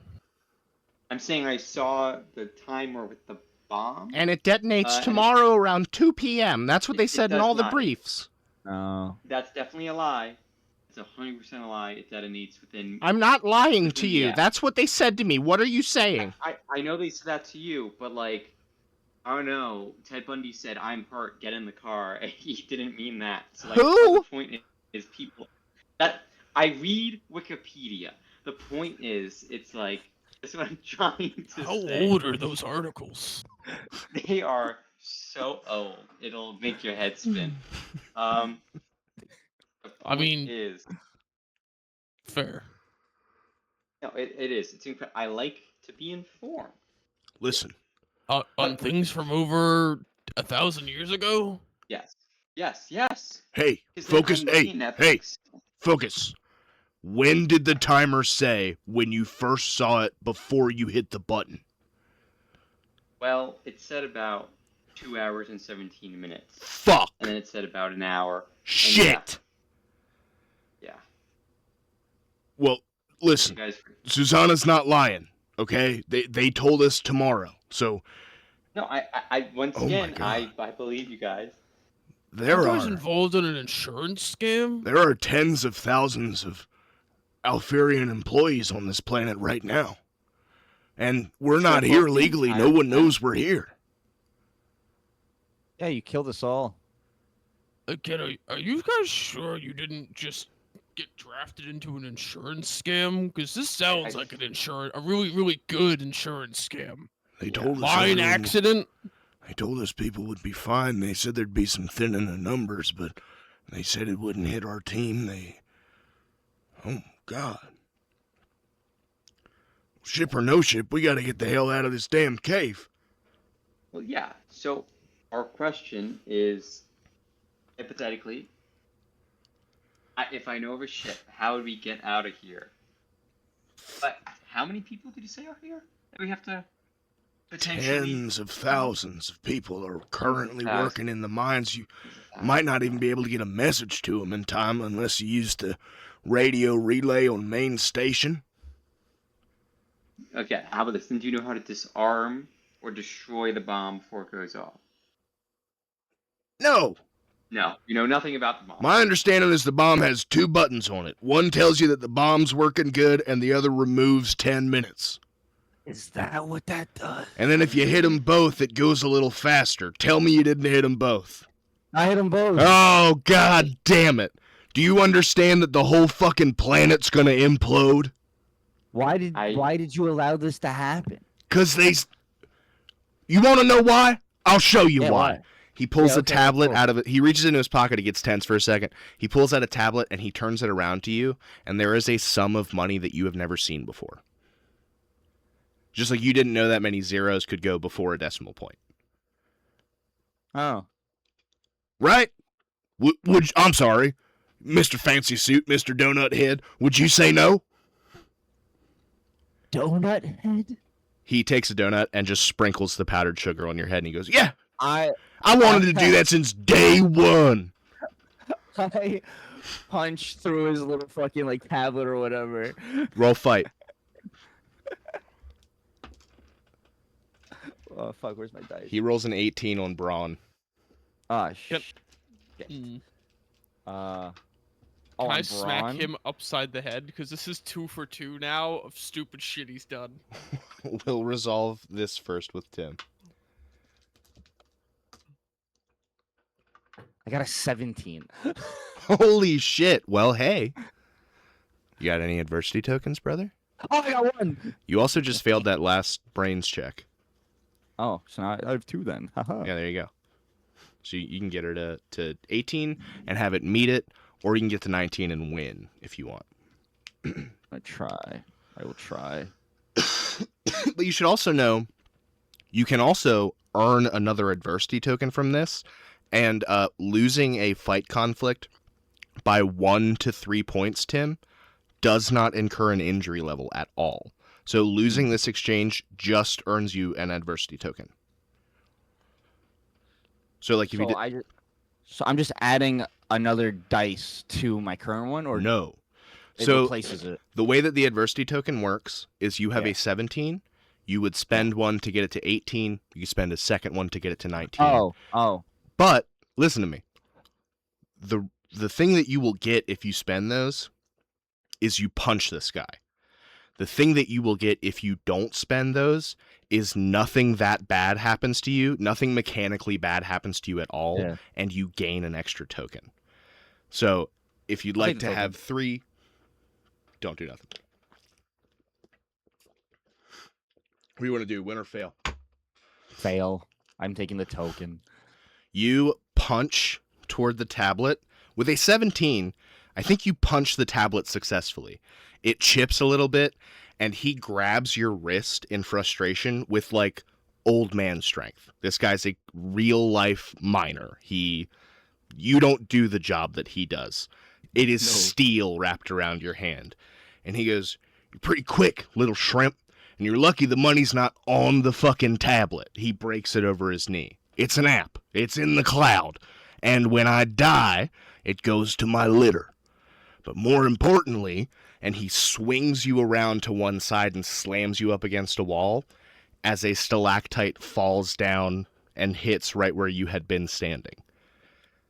He holds you by the lapels and goes, "We have to go now!" And he starts to run. Yeah, Marvik's not waiting, fuck. he's running. All right. I look at the cat and I go, "Hey, hypothetically, how many Batmen are in this cat? Like in this Jump cut vicinity?" 2.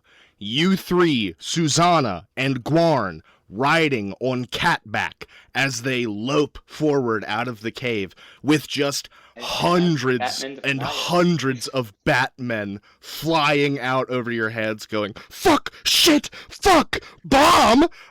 They're all running. You see this really hot, very hunky male cave cat runs out and goes, "What's up, mama?" And they start talking as they're running.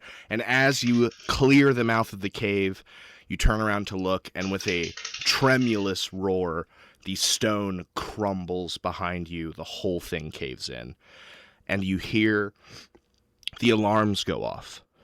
You see Gwarn turns to you and he goes, "All right, listen, that's good. That's going to pull people out.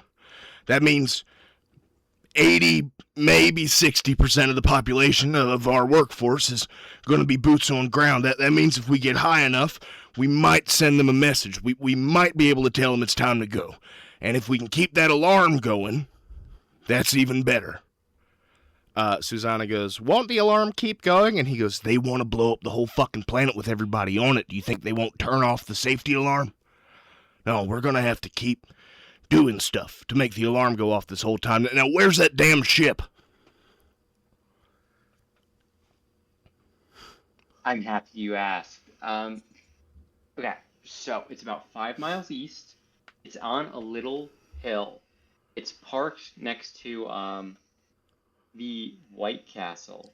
But like it's I once love again, when they put that in.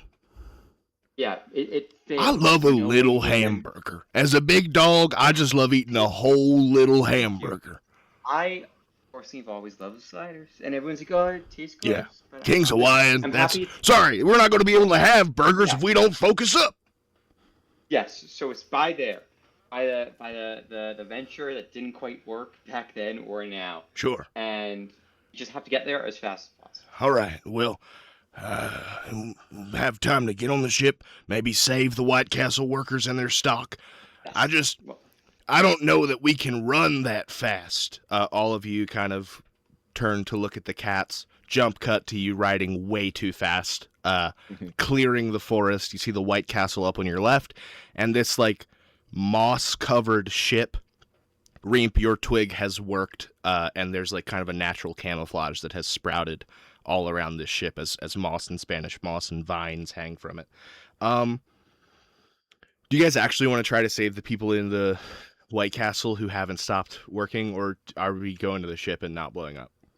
Help him. I was just going to the ship. All right. Reemp charges ahead to the ship. Triton, you veer off from the path with one of the sons who goes, I've had their burgers. I will not let this stand. So Triton and one of the cats go to White Castle. Marvik, are you staying with the pack or going to White Castle? I just rolled a dice to figure it out. I'm going to the ship. Okay. So, Triton, you're on your own. We'll come to you in a second. Reemp and Marvik, as you arrive at the ship, Reemp, I think you know how to open the main hatch to get in, but then there's like an airlock door that you're not sure on. How do you guys want to handle that? Um, Can I hotwire it? Yeah, give me brains. DC 12. 18. 18. You get that door right open.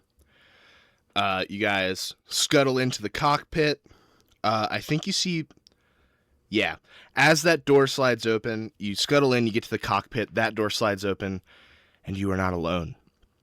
An individual stands over the controls, and you recognize him as Porgo, the robot guy who ran out of the fucking cave. He turns around, blaster in his hand, and says, Stay back! Stay back! This is my fucking ticket! I'm getting out of here! Not you fucks! I'm sick of working at this goddamn place! I'm a robot after all! I don't need to eat! okay. But you can leave with us. That is an option. You'll get us caught! By who? Everyone's blowing up. You can't leave At the White mid-shift! Castle, people here will be blown up too, if you know what I mean. What? You can't just leave mid-shift. They'll shoot your ass down if you don't have air clearance. It won't matter because everyone is literally gonna explode. Like it does not matter. Plus, with the crave clutch in hand, you won't care. Give me You won't charm. care. Give me charm. Man, why do I keep on doing charm? Because you keep being I know. confident I and keep on talking to people. giving it to myself, man. Right. Well, that's a 1. I should have had you play a face. Go ahead and take an adversity token. He fires at you. Roll me a d20, John. Oh man.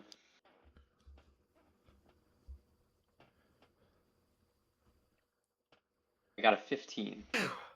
Excuse me. Guarn dives in front of you. The shot hits him in the left side of his chest, and he rushes forward, crushes the gun hand of the robot, and bounces it off of the corner. You see sparks fly out, and Porgo is no more. Guarn turns back to you and goes, I got him. I never trusted that little shit anyway. Oh, gosh. You see blood starts to pour out from the hole, and as he sinks to the ground, he grabs your hand, Reemp, and says, My litter. You go check on them. You make sure that deposit hit, and if it didn't, I'm gonna come a-haunting. Mark my words, I'll be back. Oh, yeah, I'll be back. Takes a final breath. Susanna weeps. We'll move to White Castle. Tim, you ride a 6-foot at the shoulder, pretty much saber-toothed cat into a White Castle. And the guy behind the counter looks up and he says, we don't let pets in here. Can I take your order or something? The sliders are on sale. They're on sale? Yeah. How much? 3 credits for 4. Fuck. Yeah. God damn it. I know. Oh, it's so enticing, but we gotta go. There's a bomb on the planet. It's gonna explode any minute now, and we're all gonna die if we don't go. There's a ship right outside, and I didn't want to leave anybody here. There's a lot better stuff than White Castle. You do not want to die in a White Castle. How far away is the bomb? It's about like 5 miles. Ooh, that's pretty far. Store gonna blow up? A whole planet's gonna go. Ooh. All right. I have to go ask my manager. So just give me a second. All right. Just be quick a little. Just go. He's not. He walks. You hear a conversation in the back. You stand there for minutes, like just in the quiet. The music's playing. Somebody else walks out around the counter and goes, "Did somebody get you already, or can I help you?" There's a bomb, and we're all gonna die if we don't leave. And how far away is the bomb? 5 miles. That's fine. But it will blow up. No, it's gonna blow up the whole planet. They've already walked away. You see the man and a shorter, balder, fatter man walk back out around the counter, and the shorter, balder, fatter man says, "Hi, I'm Mr. Manager. Yes, that is my real name. You say something about a bomb?" Yeah. It's going to blow up the whole planet, including where we're standing right now. This White Castle does not matter in 20 minutes. Whoa. Watch it, buddy. No one defiles the sanctity of the ivory throne of the White Castle. You understand me? Are we clear? Okay, I apologize. This isn't just a franchise. This is my fucking life, man. Okay, your life is about to explode in 20 minutes. Fuck. All right, well, I'll hit the thrusters. 20 minutes? Give or take? Yeah, I'll hit the thrusters. We'll get... Yeah, that's cool. Thanks. I guess we'll find a new location. You'll want to get out of here because it's going to get kind of shaky. Batten them down! Yeah. You see he pushes a button and you hear the transformation begin. Do you get anything as you leave? I spend my credits to get that deal. Hell yeah. They give you... Do you get just for you? Just for me. Okay, so you ride onto the ship. As you see the White Castle behind you slowly rises into the sky. You see its rocket thrusters fully firing underneath of it. You ride onto the ship now holding 3 sliders because you've already eaten one in the ride over. And I think everyone is just about ready to go. Guarn is dead. He lies in the main foyer dead. Guarn! He was an asshole. Said yeah, but he said his last dying words, if I recall, were to give your last 3 sliders to me, and yeah. Yeah, he did. Susanna weeping goes, "He did say that." I start eating the other sliders, and I'm going, "That's tough. That's so sad." Awesome. You guys hear the alarms stop.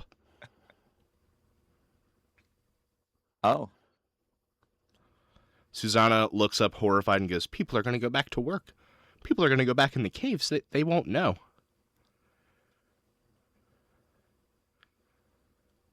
Well, Susanna, when a worker loves a workplace very much, they come together and they make productive time and sales.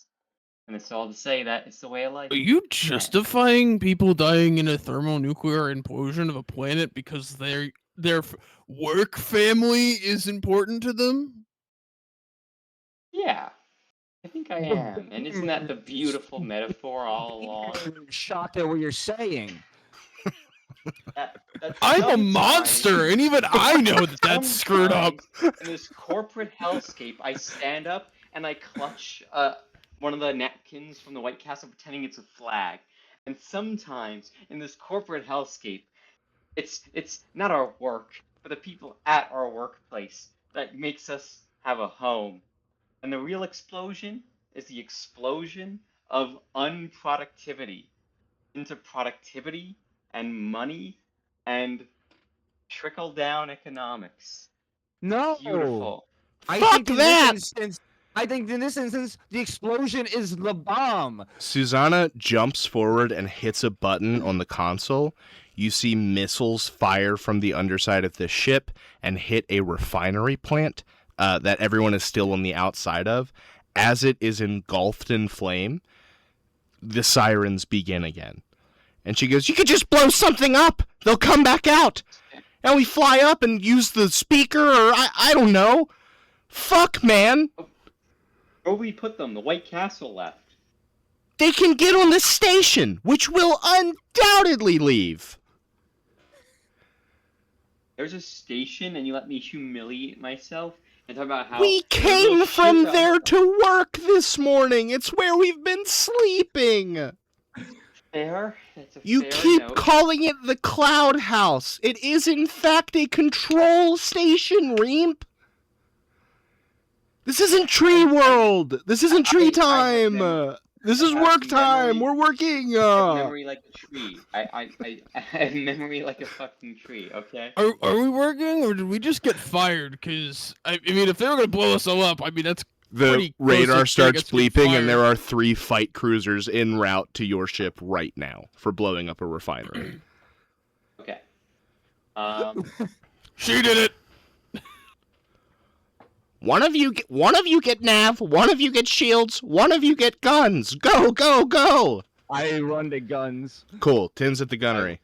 I'll take I now. went to shield. You see Susanna grabs Marvik by the back of the neck and says, "What are you best at?" That's a really that's not She's- flying, but maps. I can do maps. What are you best at? She points to Reemp. Shield. Or defense. Okay. That was me trying to let you know that you have a pilot as one of your tropes, and you're not going to have Yes. him make flight checks. So that's what we're rolling with, because you've chosen it. So good stuff. Right? Great. And Dan, for shields, you'll be rolling brawn. So, good pick.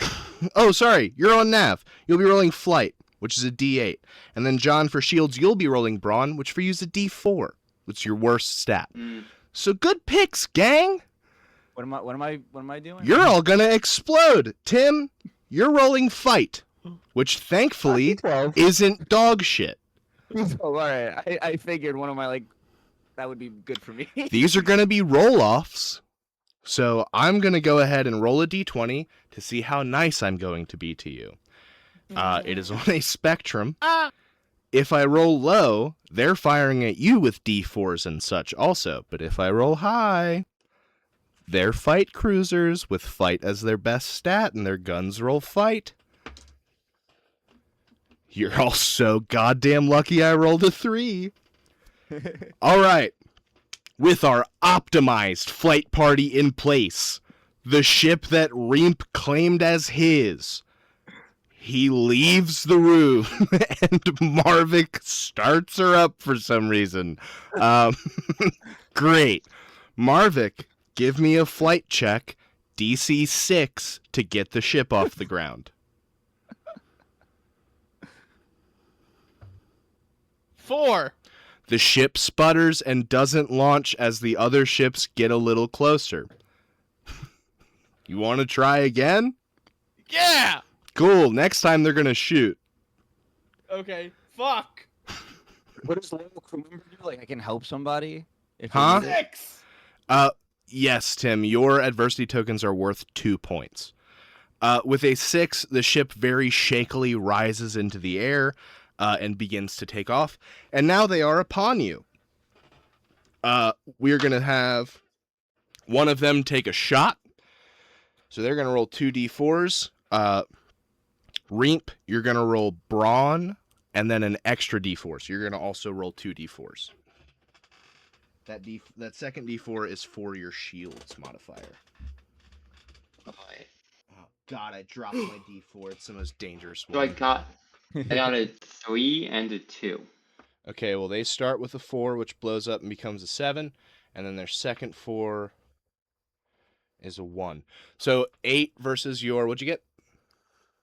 A 3 and a 2. But Okay. could I put in Total. adversity tokens? You can use adversity tokens for this, yeah. I think I have 3, so I'll put in 2 for it. Okay. So it's now a 7 versus an 8. That's pretty good, actually. They hit you. The shields hold, but the whole ship gets rocked. It's pretty tough. You guys are now in active combat. The second one flies up off your flank. Tim, you can go ahead and take the shot. Okay. 10. 10. And then they are rolling shields as well. 10 beats a 4. You hit one of them pretty damn good, enough that you send their heat meter up by 1. It is at this point that I will tell you how ship combat works very briefly. You have a heat meter. If you fail enough of one of these roll-offs that you should take an injury level, your heat rating rises by 1. This ship has 3. So you have 3 kind of really bad failures, failing by 4 or more, that actually do damage. Tim taking adversity John taking adversity for failing the shield roll. And then Dan, you are also going to take an adversity for failing the first flight check. These other ships have 2. I'll just tell you that for the sake of the game. So nobody's at any heat right now, but as you guys have taken a shot and given a shot and got the ship in the air, I will open it up because combat in this game is a little more open. Soon that alarm will go off and you might want to reset it. More importantly, Susanna and Guarn would have explained to you, albeit very quickly and briefly.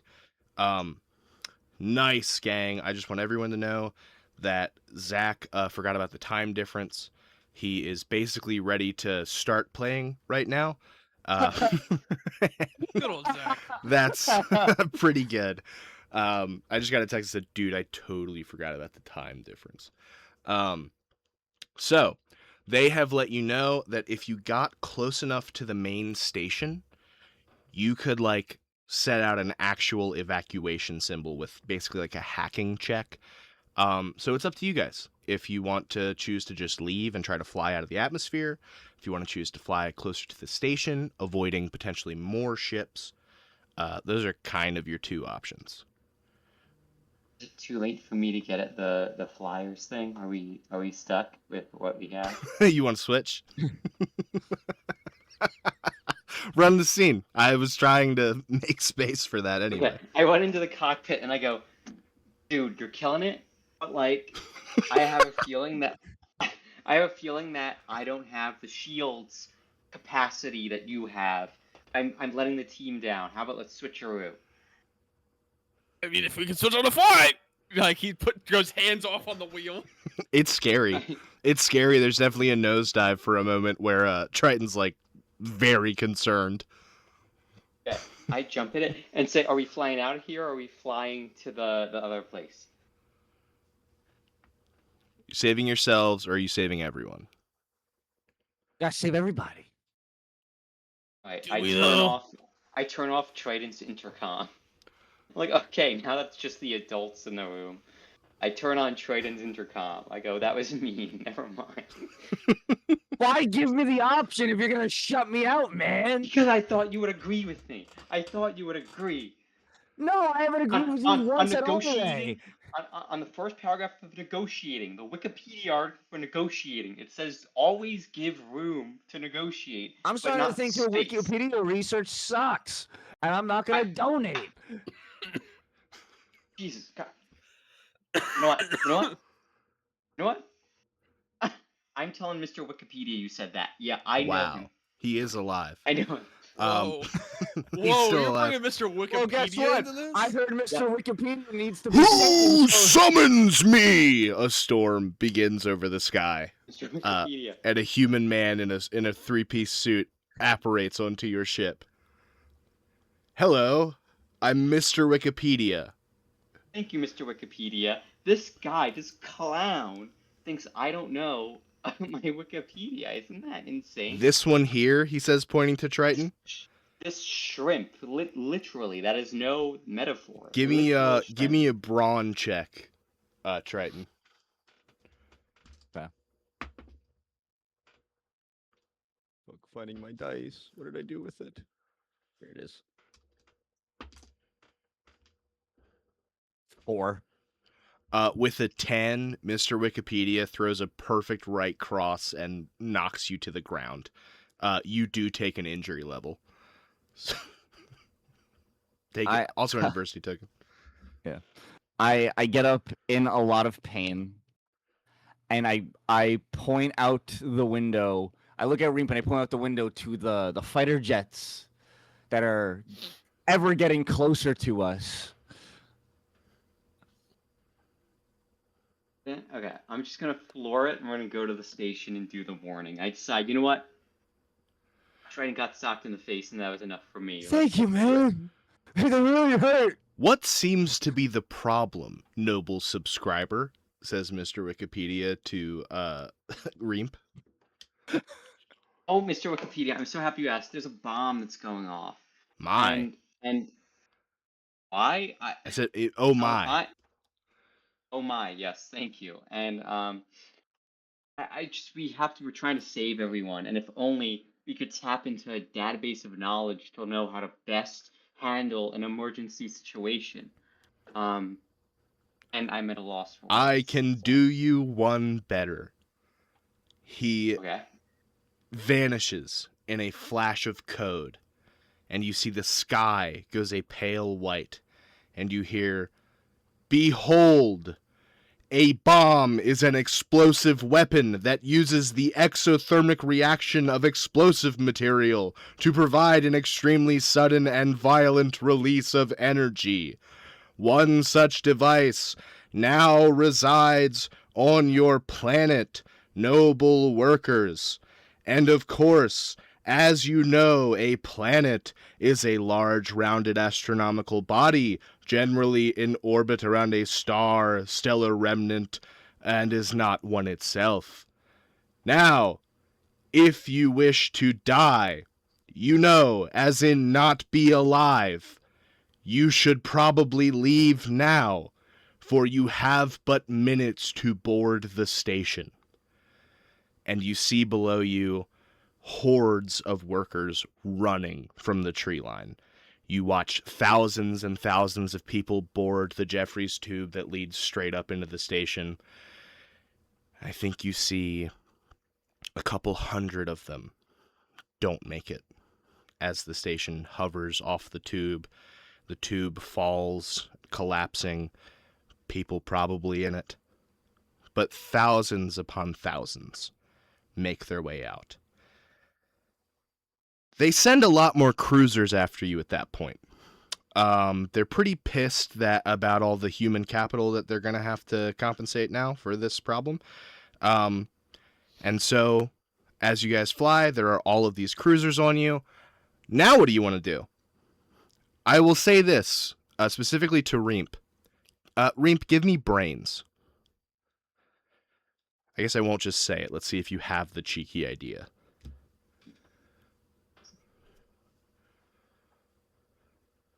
8. With an 8, there is the sky above, where you could be out in space and hope this ship has a faster-than-light drive, which it probably does. But there's also the still open maw of Wikipedia. The white space above you in the sky still remains, and those appear to be the 2 paths that lie above. Um, I go into. We're gonna fly to the Wikipedia. Give me flight. If you beat an 11, you just get there. If you don't, you're still going that way, but we're going to enter another round of combat. I got a 12. As you cross the threshold, you see the other ships seem to crash into it, exploding behind you. And then after a moment, you all recognize that you're not moving. The ship is completely still. And you hear the sound of the ramp lowering and the doors opening. And it's very quiet. What do we do?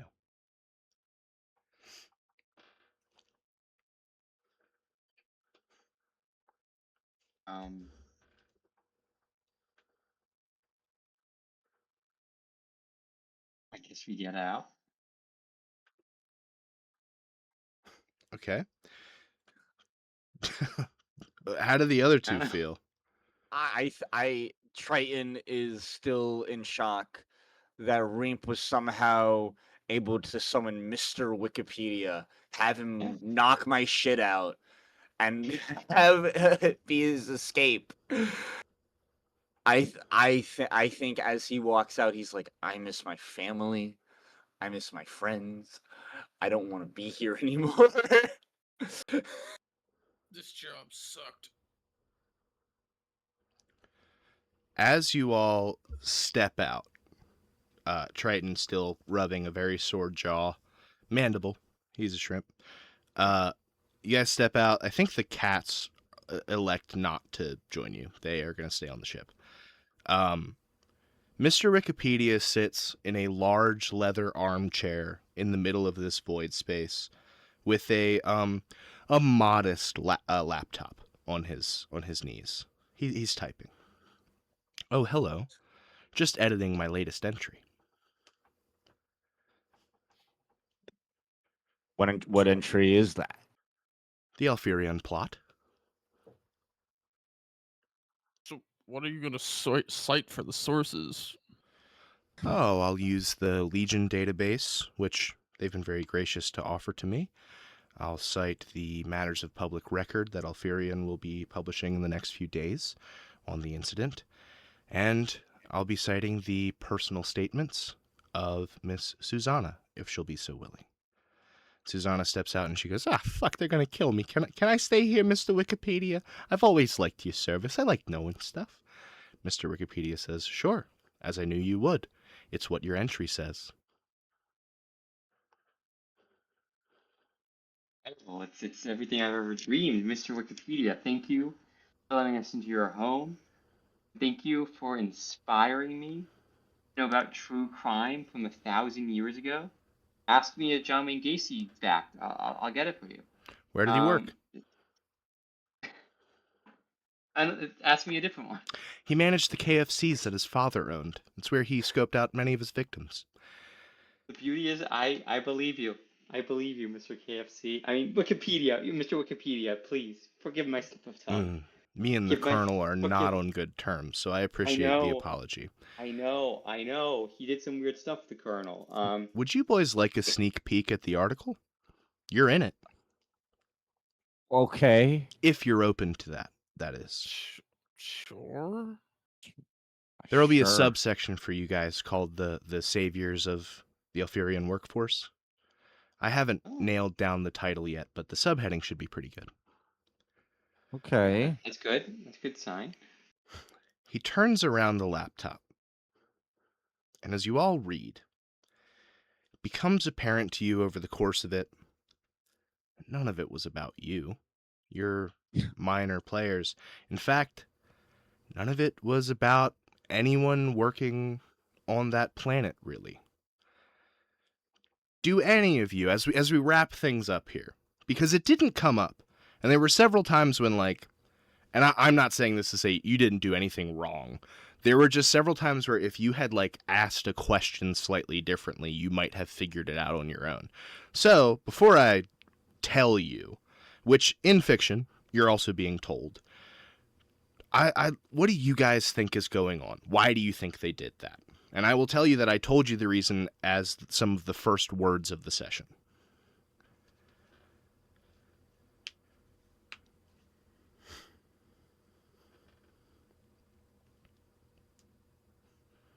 I honestly thought it was an insurance scam, but they were just doing this to blow it up and get money off the insurance claim. Sure. I don't not remember. I don't know the reason. I just remember like context clues. Like I remember like setting up the donuts and the guy telling me like today's the day. Like things are gonna like go down, and I was like, what? And then Almost like your foreman was also told. yeah. Yeah. John, you got any theory? No, I have nothing. Does anybody remember whose territory the planet is? Do you remember how you're not legally supposed to be there and, quote, no one will even know we were here? Oh, it's Yeah. a deviant system. It's the corporation is a deviant corporation. This is Legion space. This planet is a Legion planet. It has been deemed hazardous, and I said that up top. And the article will inform you that that is because the locals of this planet, a salamander-type people, are highly susceptible to a plague that is generated by the planet itself that only seems to affect them. It was just a perfect storm of circumstance where these people couldn't live on this planet anymore, and they were dying out. And the article goes on to say that eventually, the Legion, being the good guys, convinced them, hey, if you want to survive, and we want you to survive so we can learn from your culture, you really need to leave your planet, and we have places that we can take you. And the article goes on to say that the people of the planet are naturally very suspicious, given all of the sentient predators that live on the world. It cites the snarling Krakenblot in particular. Effectively, Alpherion enterprises aimed to cause a disaster that would lead to distrust in the Legion. They had hoped to plant a seed very quietly and with very little evidence that the Legion had lied. That instead of trying to cure their homeworld, they would just be rid of the problem altogether. And if they had gotten away with it, there would be very little evidence to the contrary. Instead, the article goes on to say that they would have to take full ownership of what had happened, stating that it was an accidental experiment, but the aforementioned Legion implications are thoroughly explored in the Conspiracies tab. There's a lot of cited evidence. There's your guys' given statements. There are statements from the Legion, and there are statements from the natives. And all in all, the plot that you have foiled could have caused a complete upheaval in the main force of good in the universe. So as the laptop closes on our journey, just by show of hands, how many of us are staying in Wikipedia space, and how many of us are going through one of the infinite doors leading to every place mentioned therein? I guess you can't really show me hands. How many are staying, and how many are leaving? How many are staying? No. Guess I'll stay. No, I'm leaving. Okay. Reemp electing to stay. You Yeah. become one of the high editors over time. I think like hundreds of years pass for you. Time passes more quickly in the Wikipedia dimension. Oh, yeah, dude. I have a literal list of 100 other planes, and I'm not going to put the Wikipedia dimension in it, but it is part of mind space, and it's like the realm of knowledge. There is a sect of the realm of knowledge that is Wikipedia space that maybe intersects with the computer realm and shit like that. That's just a little treat for me. The other two, Where does Triton end up, and where does Marvik end up? Very briefly.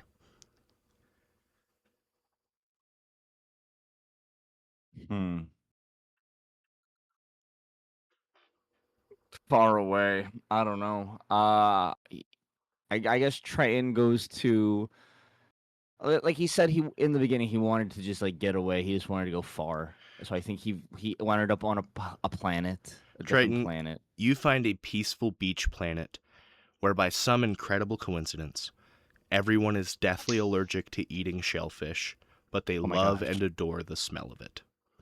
Yes. Perfect. The perfect ending. And I think you also start setting up to free other Squillians like yourself and establish kind of a resistance army of your own. Oh hell yeah. Because you've been through the That's shit now. awesome. You got punched by the full force of Wikipedia. Yeah. You Don't know like him. stuff. You know stuff now that you didn't know before. Every now and then a fact comes out and it scares the shit out of you. Dan, what about Marvik? Marvik returns to a place called Garva 6, where he is welcomed as Marvik, the destroyer of worlds, the conqueror of Garva 6, the master of science, the lord of misery. Hey, Dan. What if I hit you with something really interesting that I think you'll Go like? for it. I'm in. I think we close on like years later as Reemp is finishing up editing 2 articles. One on the Tritonite Squillian militia and their impact on their local star system and the trade of shellfish meat in general. The other is on Marvek the Destroyer, a once powerful tyrant, former serial killer, recently found dead in his palace chamber. And I as like it. the camera pans down from the chamber, we see a nondescript humanoid man, baseball cap drawn low so we can't see his head, normal street clothes with just a small bulge right above the diaphragm. And I think that as Reemp adds a little wrinkle to that article, just to say the story might, no, it's not confirmed whether Marvik was in control of their actions. I think that these 3 characters being intertwined and potentially someday meeting again, for now, we will call our story finished. Thank you all for playing. Woo. Woo! Woo indeed. Oh, and the planet explodes. By the way, that still Yep. happened. Bluey. Yeah. Bluey. Yeah. It was a conceit of the story. The only thing that I had was Alpherion Enterprises. I will read you what's written here. Alpherion Enterprises, Bulk Mineral Corporation, mining op on abandoned Legion world, going to bomb the place. Ex-natives deeply suspicious, left because of coming plague, took a lot of convincing, now they'll think the Legion are destroyers. So that's it. That's all that was written for the whole session tonight. But as we started, I was like, you can't turn the bomb off. It's going to go off and everything's going to explode and that's done. So good job. You did the best you could. Oh yeah. Can we get Roses, Thorns, Stars, and Meteors before we pop off? A big star. Very silly session. Yeah. Tonight, but something that put me to near tears was when the cats showed up when we came back. And what was his name? The leader, the manager or whatever that you Jeff? Jeff. Yeah. He when he was just like, what did he say? Maybe he was like, oh no, scary day, something like that. I was So- like, Something I like was that. like, that's so stupid. yeah. Really like that. Who was Lucille Ball's ex-husband from I Love Lucy? What's that guy's Oh name? god. Desi Arnaz, is that your time? Yeah, I believe it is. I kind of started there and then added some Sven Hoek from Ren and Stimpy, just a weird Swedish thing with the same Yeah. kind of tone. And that was that. And I like that guy. I like that guy enough that I said he doesn't die. He I gets really to liked leave. him. Yeah, I'm I'll be very writing happy him that down. happened. He's going into the character doc. He's out there. He's up there as one of my favorites. Yeah, I'm glad. I'm partial to him. John? Any highlight? I mean, I had a lot of fun, and you guys were all really fun to do D&D with. I mean, it's usually daunting anytime I feel like I do it, but you guys are really good at just, Good. vibing with it. So I appreciate that every time. This game is, I think, perfect for someone who feels that way, especially with the improv background that you have, where like combat in this game, I ran it like D&D, and it's not supposed to be that way. That's my thorn for the session, is the way that combat's supposed to go in this game is you need to take huge swings because you kind of want to fail because then you get points and you can use them and shit. So like I'm not supposed to say they're attacking you, what do you want to do? You're supposed to say I'm supposed to encourage you to say I'm going to lunge forward and try to stab him in the neck with my knife. And then you roll and we see what actually happens. Or like if someone's coming to punch you, Tim, I should have been like, what do you do to get out of the way? And then if you fail, if you get that 4 to his 10, your dodge becomes like you also hit your head on the wall as you try to get out of the way. Like it makes it kind of sillier and funnier. And that's my one thorn. Dan, do you have a star? He's far away. He's out of here. John, my star of the whole thing is that I set this purposely making a point to say it's in our universe. Things that exist in our universe exist in this world. And you are the first person to actually break the seal on that and say a thing from real life. Because I had these guys trained not to do that because we haven't been in the real world. But the instant that you said wiki, a fire lit in me where I was like, yes, it's happening. Yes, tell me what old world media still exists. I had a 3-hour conversation the other day about how I'm going to do Star Wars existing in this world, and that it's like a creation myth. Space fight. And they only have 3 through 6. The rest are lost to time. Good. Good old space fight. Space fight also exists. There are many parodies of things that exist. And like also, Star Wars is a mythic tale in this universe where other cultures have a Star Wars myth, and it's just one of the main stories is of the Skywalker and his problems with his father. Yeah, that's cool. Yeah. Well, we're gonna get really silly. So honestly, I was like, fuck, we have 13 minutes left. I can do some bullshit about a radio station signal that I don't have any plan for, or I can just have Mr. Wikipedia solve this problem. And it was beautiful. It brought me to. It worked. It was emotional and beautiful and rad. I couldn't look up the Wikipedia entry for Planet fast enough. The minute you started reading off like the descriptions, I was like, oh dear God. And all I could think was, here's a stub to another article. Yep. If you'd like to write this article. In my head, the only thought that was happening as I was reading aloud was, is this legally allowed? Or am I going to get copyright stricken by Wikipedia? Fucking. I don't think so. I'm pretty sure it's public domain. It's Wikipedia. It's Wikipedia. Yeah. And I feel that I cited it by saying. Public source, then... I feel that I cited it by saying that Wikipedia itself said that thing. So like. Yeah. Look, if I can't cite Wikipedia in a report, like we're fine. Who the fuck cares? It's fine. Dan, what's your star, and then we'll get the hell out of here. Any excuse to be goofy is always a fun one for me, honestly, because I can do stupid, goofy guys. Yeah. That after 3 years of playing an actual serious character, it is still nice to be able to. Nice to come back and just be a little goofy. Yeah, man, I agree. Well, John, thank you so much for joining us. Yeah. Of course. We have another. So basically, what's happening right now is we're in this weird in between period, where we're looking at August 3rd for starting our next long form, which means that next week on Monday, since Tim won't be here, I'm running another one of these, just another one shot. So if you'd like to join us there, or at anything ever onward, you are welcome to do so. If you'd like, I can add you to the table group chat. Yeah, why not? We'll talk about it off yeah, screen. why not? But yeah, so just so everybody knows that stuff is coming. We're working on it. It's all written, and I get to keep writing, which is a lot of pressure. So, thanks. That's all, folks. Be nice to your family, unless they're bad, And if that's Donate the to case, Wikipedia. remove yourself. And So Don't eat donate too many to Wikipedia. shrimp. Hey, for real, donate to Wikipedia. People talk a Yeah. lot of shit on it. It's But helpful. it's pretty good.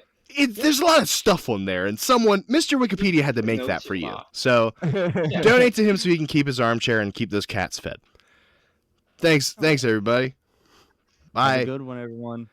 Adios. And now everybody will look at me as I switch to okay. Bye for real. We're really going.